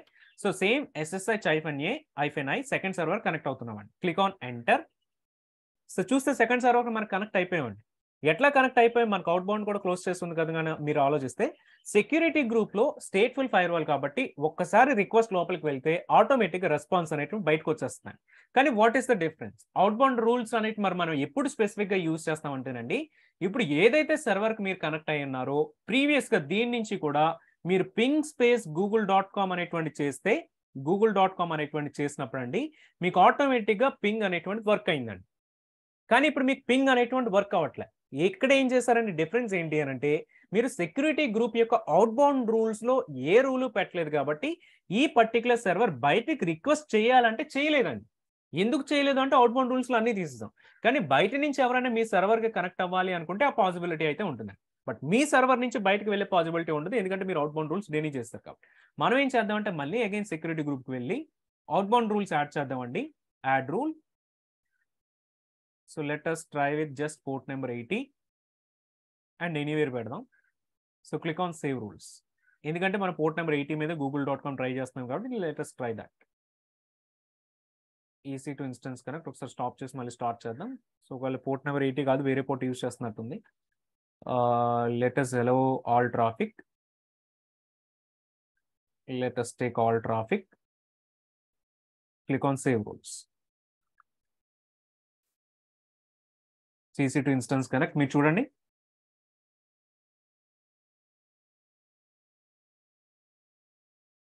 సో ఇక్కడ మీరు చెక్ చేస్తే మొత్తం రెస్పాన్స్ అనేటువంటి వచ్చేస్తుంది, ఎందుకంటే security group out bound allow చేస్తే ఇది మీకు వర్క్ అవుతుందండి. సో ఇది మీకు security group stateful fire wall యొక్క డిఫరెన్స్ అండి. స్టేట్లెస్ ఫైర్ వాల్ చెక్ చేస్తే ఇదే సినారియో మన స్టేట్లెస్ ఫైర్ వాల్స్ NACL లో కూడా చెక్ చేద్దామండి. సో ఒకసారి నేను బయటకు వచ్చేస్తాను ఈ సర్వర్ నుంచి. సో లాగౌట్ అయిపోయి నేను బయటకు వచ్చేసానండి. 10. నార్మల్ మన బ్యాష్ హోస్ట్ లైనక్స్ మిషన్ కి అయితే వచ్చేసాను. సో ఇక్కడ మనం చేసే సినారియో ఏంటంటే ఒకసారి VPCకి వెళ్దామండి. VPC ప్రెసెంట్ సెక్యూరిటీ గ్రూప్ లో అన్ని అలౌడే ఉన్నాయి. సో కాబట్టి అక్కడి నుంచి కనెక్టివిటీ ప్రాబ్లం ఏం రాదు మనకి. బట్ NACLs కి వెళ్దామండి. Network ACLs. నెట్వర్క్ ACLs మీకు ఏ సబ్నెట్ కి అటాచ్ ఉంది అనేటువంటి కన్ఫ్యూజన్ మీకు ఉంటే కనుక మన సబ్నెట్స్ కి వెళ్దామండి. సబ్నెట్స్ లో మీరు అన్ని సబ్నెట్స్ కి కూడా సేమ్ NACL వస్తుందండి. సేమ్ NACL మీరు చెక్ చేస్తే డిఫాల్ట్ క్రియేట్ అయ్యే NACLs లో ఇన్బౌండ్ రూల్స్ అలౌడ్ ఉంటాయండి, అవుట్ బౌండ్ రూల్స్ అలౌడ్ ఉంటాయని చెక్ చేసామండి. కానీ ఇప్పుడు మనం ఏం చేద్దాం అంటేనండి, ఈ NACL వచ్చేసి NACLకి వెళ్దాం. NACL సబ్నెట్ అసోసియేషన్స్ ఉంటుంది, edit subnet associations, default subnet వచ్చేసి మీ బై డిఫాల్ట్ అన్ని అప్లై అయ్యి ఉన్నాయండి. మనం ఏం చేద్దాం అంటే ఒక కస్టమ్ సబ్నెట్ తీసుకోండి. Create NACL. So private NACL VPC custom VPC create NACL.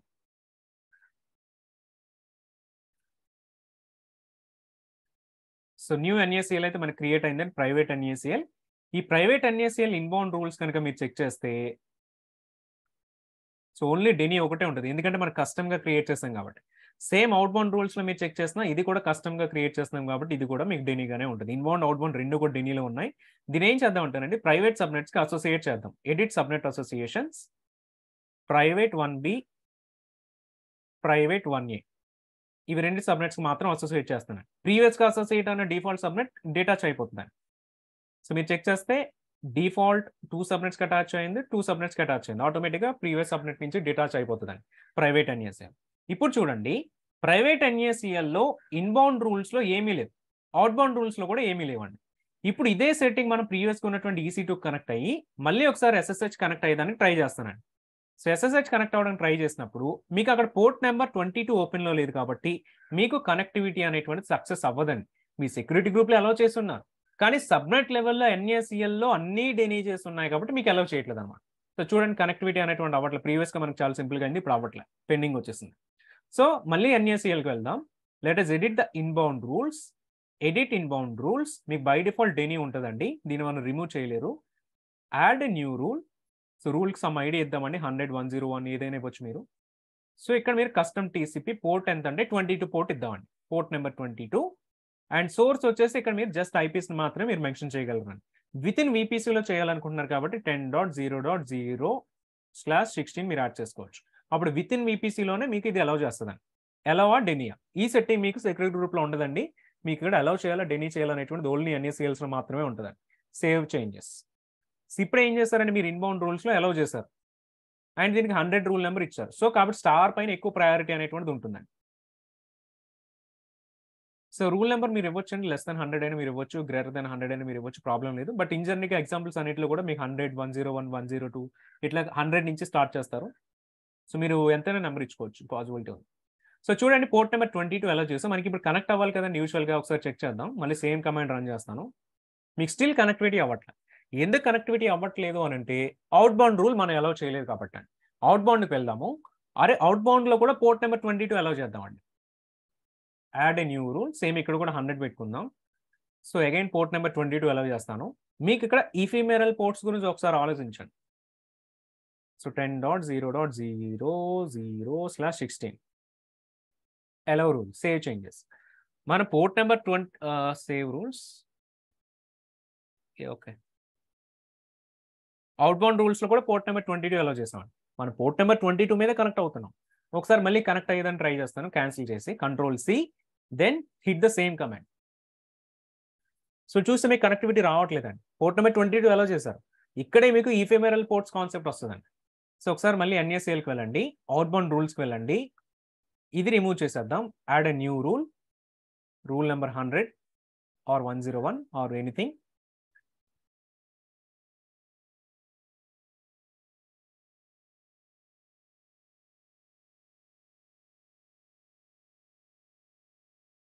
So ephemeral port రేంజ్కి వచ్చి మీరు కస్టమ్గా అలౌ చేయాలండి.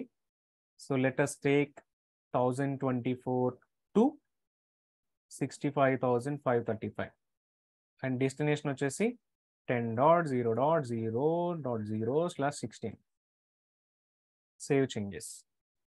ఎందుకంటే ఇప్పుడు మీరు ఒక్క సర్వర్ని ఏదైతే బ్యాష్ నోస్ లైనక్స్ నుంచి ఇనిషియేట్ చేస్తున్నారో దీని నుంచి రిక్వెస్ట్ వెళ్తుంది కాబట్టి ఈ సర్వర్లో ఉన్నటువంటి ఏదో ఒక పోర్ట్ నెంబర్ మీకు ఆటోమేటిక్గా పికప్ చేసుకుంటుందండి.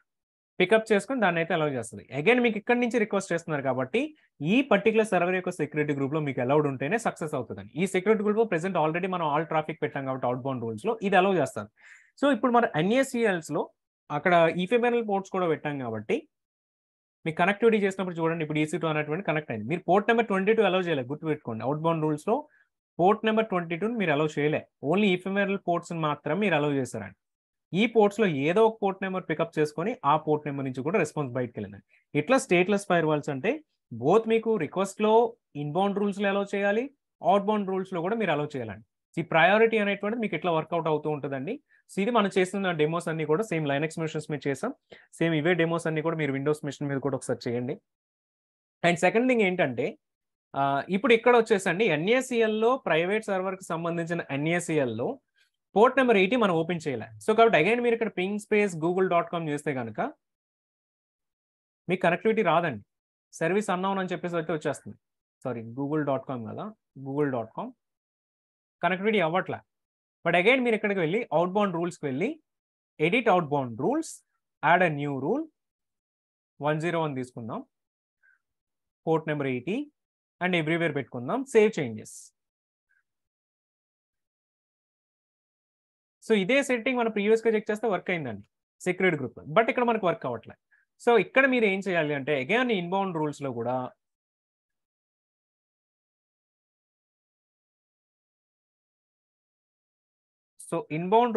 మీరు ఇప్పుడు ఎఫ్ఎంఎల్ పోర్ట్స్ అనేవి ఎనేబుల్ చేసుకోవాలండి.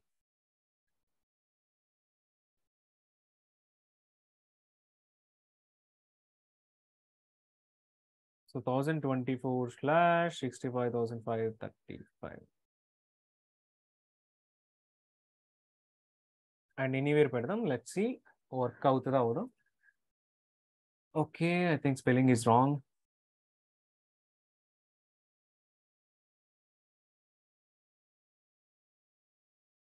So ping space google.com still మనకి వర్క్ అవ్వట్లేదు.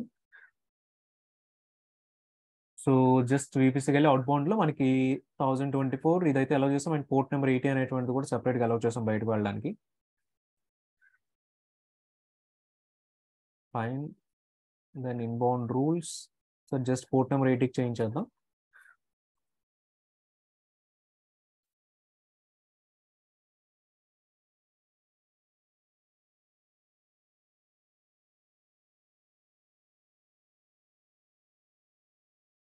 Ping space google.com. సో రావట్లేదు.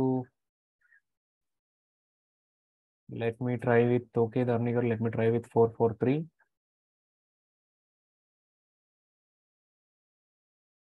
https save changes instance connect.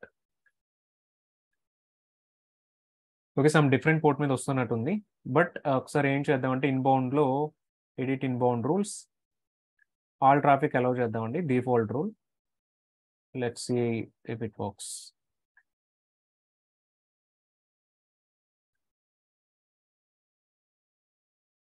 Okay, so I lost the server connectivity. What happened?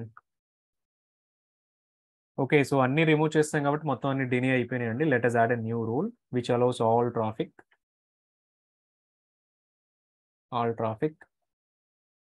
Save changes. Yeah, so all traffic deny ఉంది కాబట్టి డిఫాల్ట్గా మనకి ఇక్కడ connectivity అయితే loss అయిపోయాం. యా, మళ్ళీ కనెక్టివిటీ వచ్చింది ఆటోమేటిక్గా. So ping space google.com. Okay, still మనకు రావట్లేదు. ఐ థింక్ ఇన్బౌండ్ ప్రాబ్లం కాదు, అవుట్ బౌండే problem. Let me try with 443 here.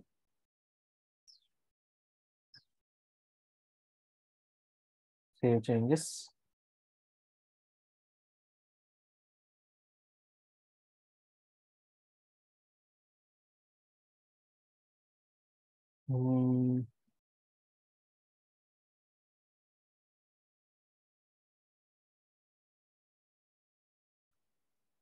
I think some different port మీద అయితే వెళ్తుంది. సో ఇక్కడ కూడా ఒకసారి ఆల్ ట్రాఫిక్ పెడదాము.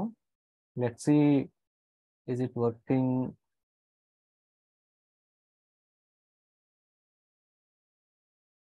All traffic save changes. Okay, so ఇప్పుడు ఆటోమేటిక్గా రెస్పాన్స్ వస్తుందండి.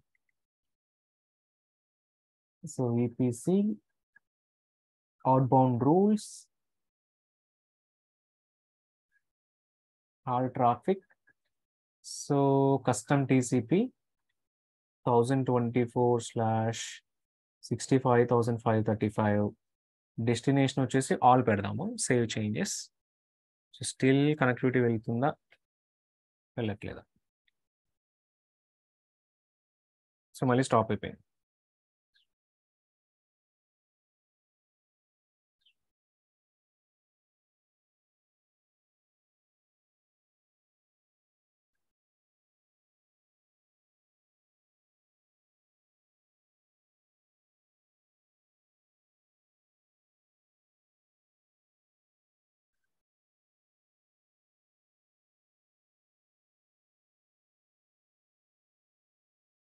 ఫోర్ 443 కూడా పెడుతున్నాను. Save changes. I think it is different port మీద దేని మీద వెళ్తుంది.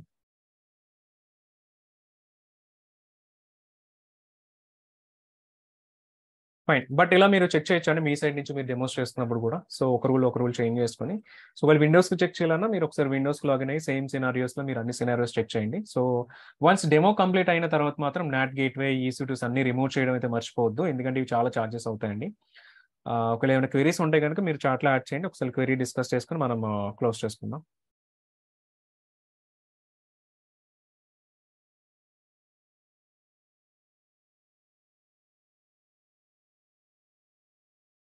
So first let me delete all EC2s. Terminate. Yeah. VPC custom NACLs first delete చేసేసుకోండి. Delete network ACLs.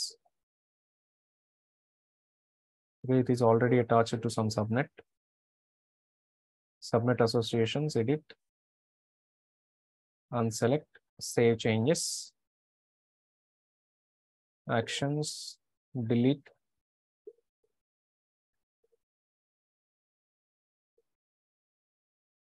Same security గ్రూప్స్లో కూడా కస్టమ్ సెక్యూరిటీ గ్రూప్ వచ్చి రిమూవ్ చేసేద్దాం. Private SG, bash and host ST,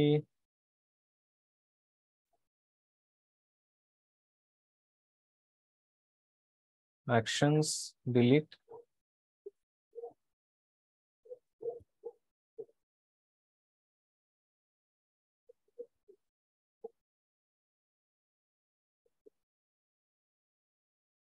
so ఇందులో యాక్చువల్లీ ఒకదాని నుంచి ఒకటి reference పెట్టాం కదండి, సో అందు గురించి ఇది డిలీట్ అవ్వట్లేదు, ఒక్కొక్క దాన్ని సపరేట్గా డిలీట్ చేద్దాం.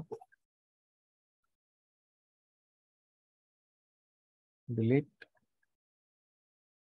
Bash and host, actions delete, refresh. So security groups NASLs మీకు చార్జెస్ ఏమి రావు, కానీ జస్ట్ ఫర్ క్లీనప్ పర్పస్కి అయితే బాగుంటుందండి.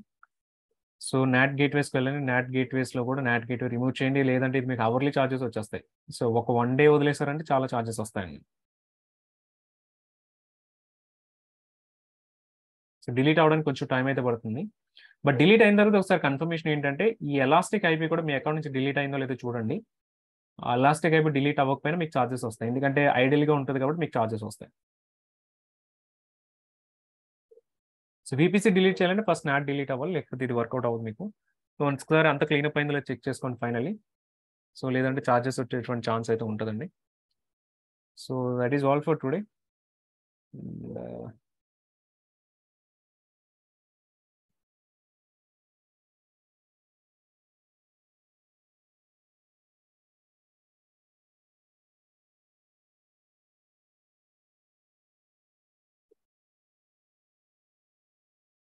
కరెక్ట్ శ్రావ్య గారు, మీ ల్యాప్టాప్ నుంచి రిక్వెస్ట్ చేస్తున్నప్పుడు ల్యాప్టాప్ వచ్చేసి అవుట్ బౌండ్, ఓకే, EC2కి ల్యాప్టాప్ నుంచి వెళ్ళేది ఇన్బౌండ్ అవుతుంది, రెస్పాన్స్ అవుట్ బౌండ్ అవుతుంది. కరెక్ట్.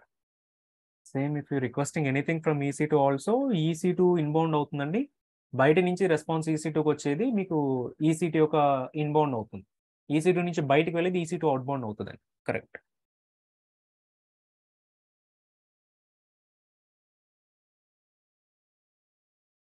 సో వంశీకృష్ణ గారు, మీరు క్లౌడ్ ఫార్మేషన్ నుంచి కూడా నాట్ గేట్వేస్ అన్ని క్రియేట్ చేసుకోవచ్చు, రౌట్ టేబుల్స్ అప్డేట్ చేయొచ్చు. Yes, possible.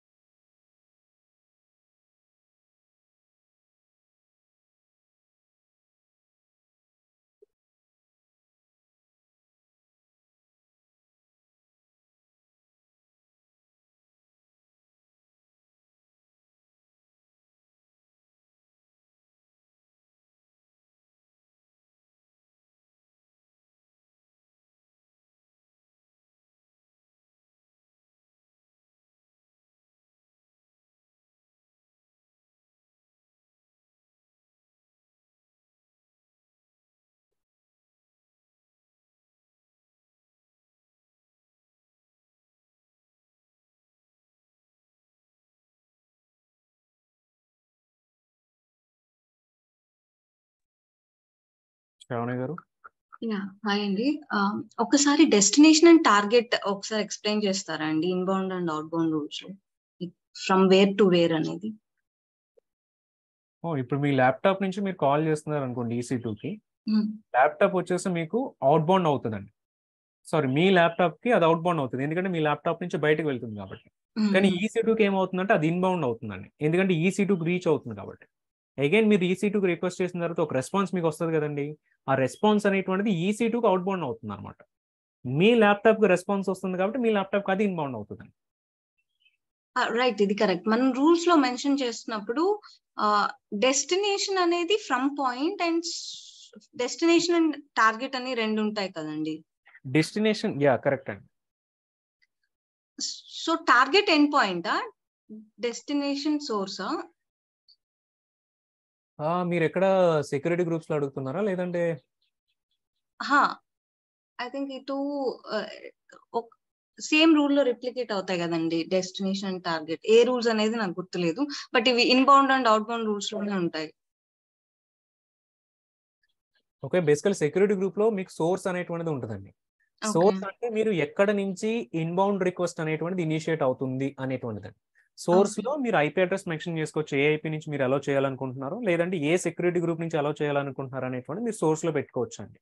Okay. So destination అంటే ఏంటంటే మీకు అవుట్ బౌండ్ రూల్స్ లో డెస్టినేషన్ వస్తుందండి. డెస్టినేషన్ అంటే ఫర్ ఎగ్జాంపుల్ మీ సర్వర్ నుంచి అంటే EC2 సర్వర్ నుంచి రెస్పాన్స్ అనేటువంటి వెళ్తుంది కదండి. ఆ రైట్. రెస్పాన్స్ ఎక్కడికి వెళ్తుంది అనేటువంటిది డెస్టినేషన్ అవుతుందండి. సో EC2కి వచ్చే రిక్వెస్ట్ వచ్చేసి సోర్స్ అవుతుందండి. ఏ ఐపీ నుంచి వస్తుంది రిక్వెస్ట్ అనేటువంటిది అది సోర్స్ అవుతుంది. ఓకే. ఓకే. ఓకే అండి. వన్స్ నేను క్రియేట్ చేసి చెక్ చేస్తాను. స్టిల్ కన్‌ఫ్యూజన్ ఉంటే మళ్ళీ రైజ్ చేస్తాను. ఒకసారి అంటే జస్ట్ పేపర్ వర్క్ సంథింగ్ మీద ఒకసారి హా! డయాగ్రమాటిక్‌గా చూడండి. అప్పుడు క్లారిటీ వస్తుంది. ష్యూర్. Confusing sure. గానే ఉంటుంది. రైట్. యాహ్! థాంక్స్ అండి. ఓకేనండి. శ్రావ్య గారు ఏఎంఎస్ అనేటువంటిది ఉందా? Amazon managed service. I don't think AMS service ఉందని. Amazon managed services. బేసికల్లీ మనం యూజ్ చేసే managed service or customer managed service ఉంటాయి.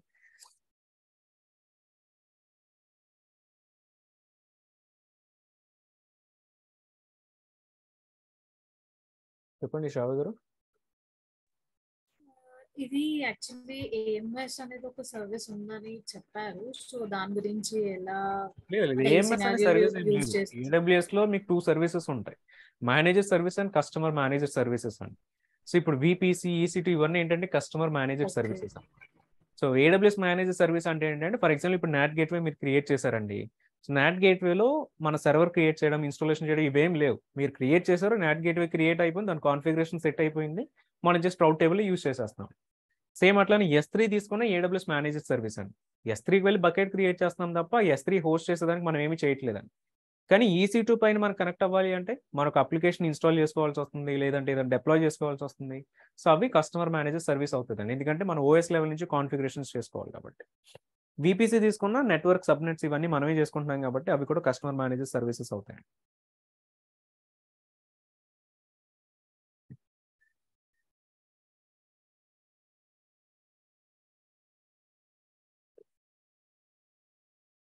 So, okay, Nandi. So that is all for today. We'll connect again in the tomorrow session. Thank you all.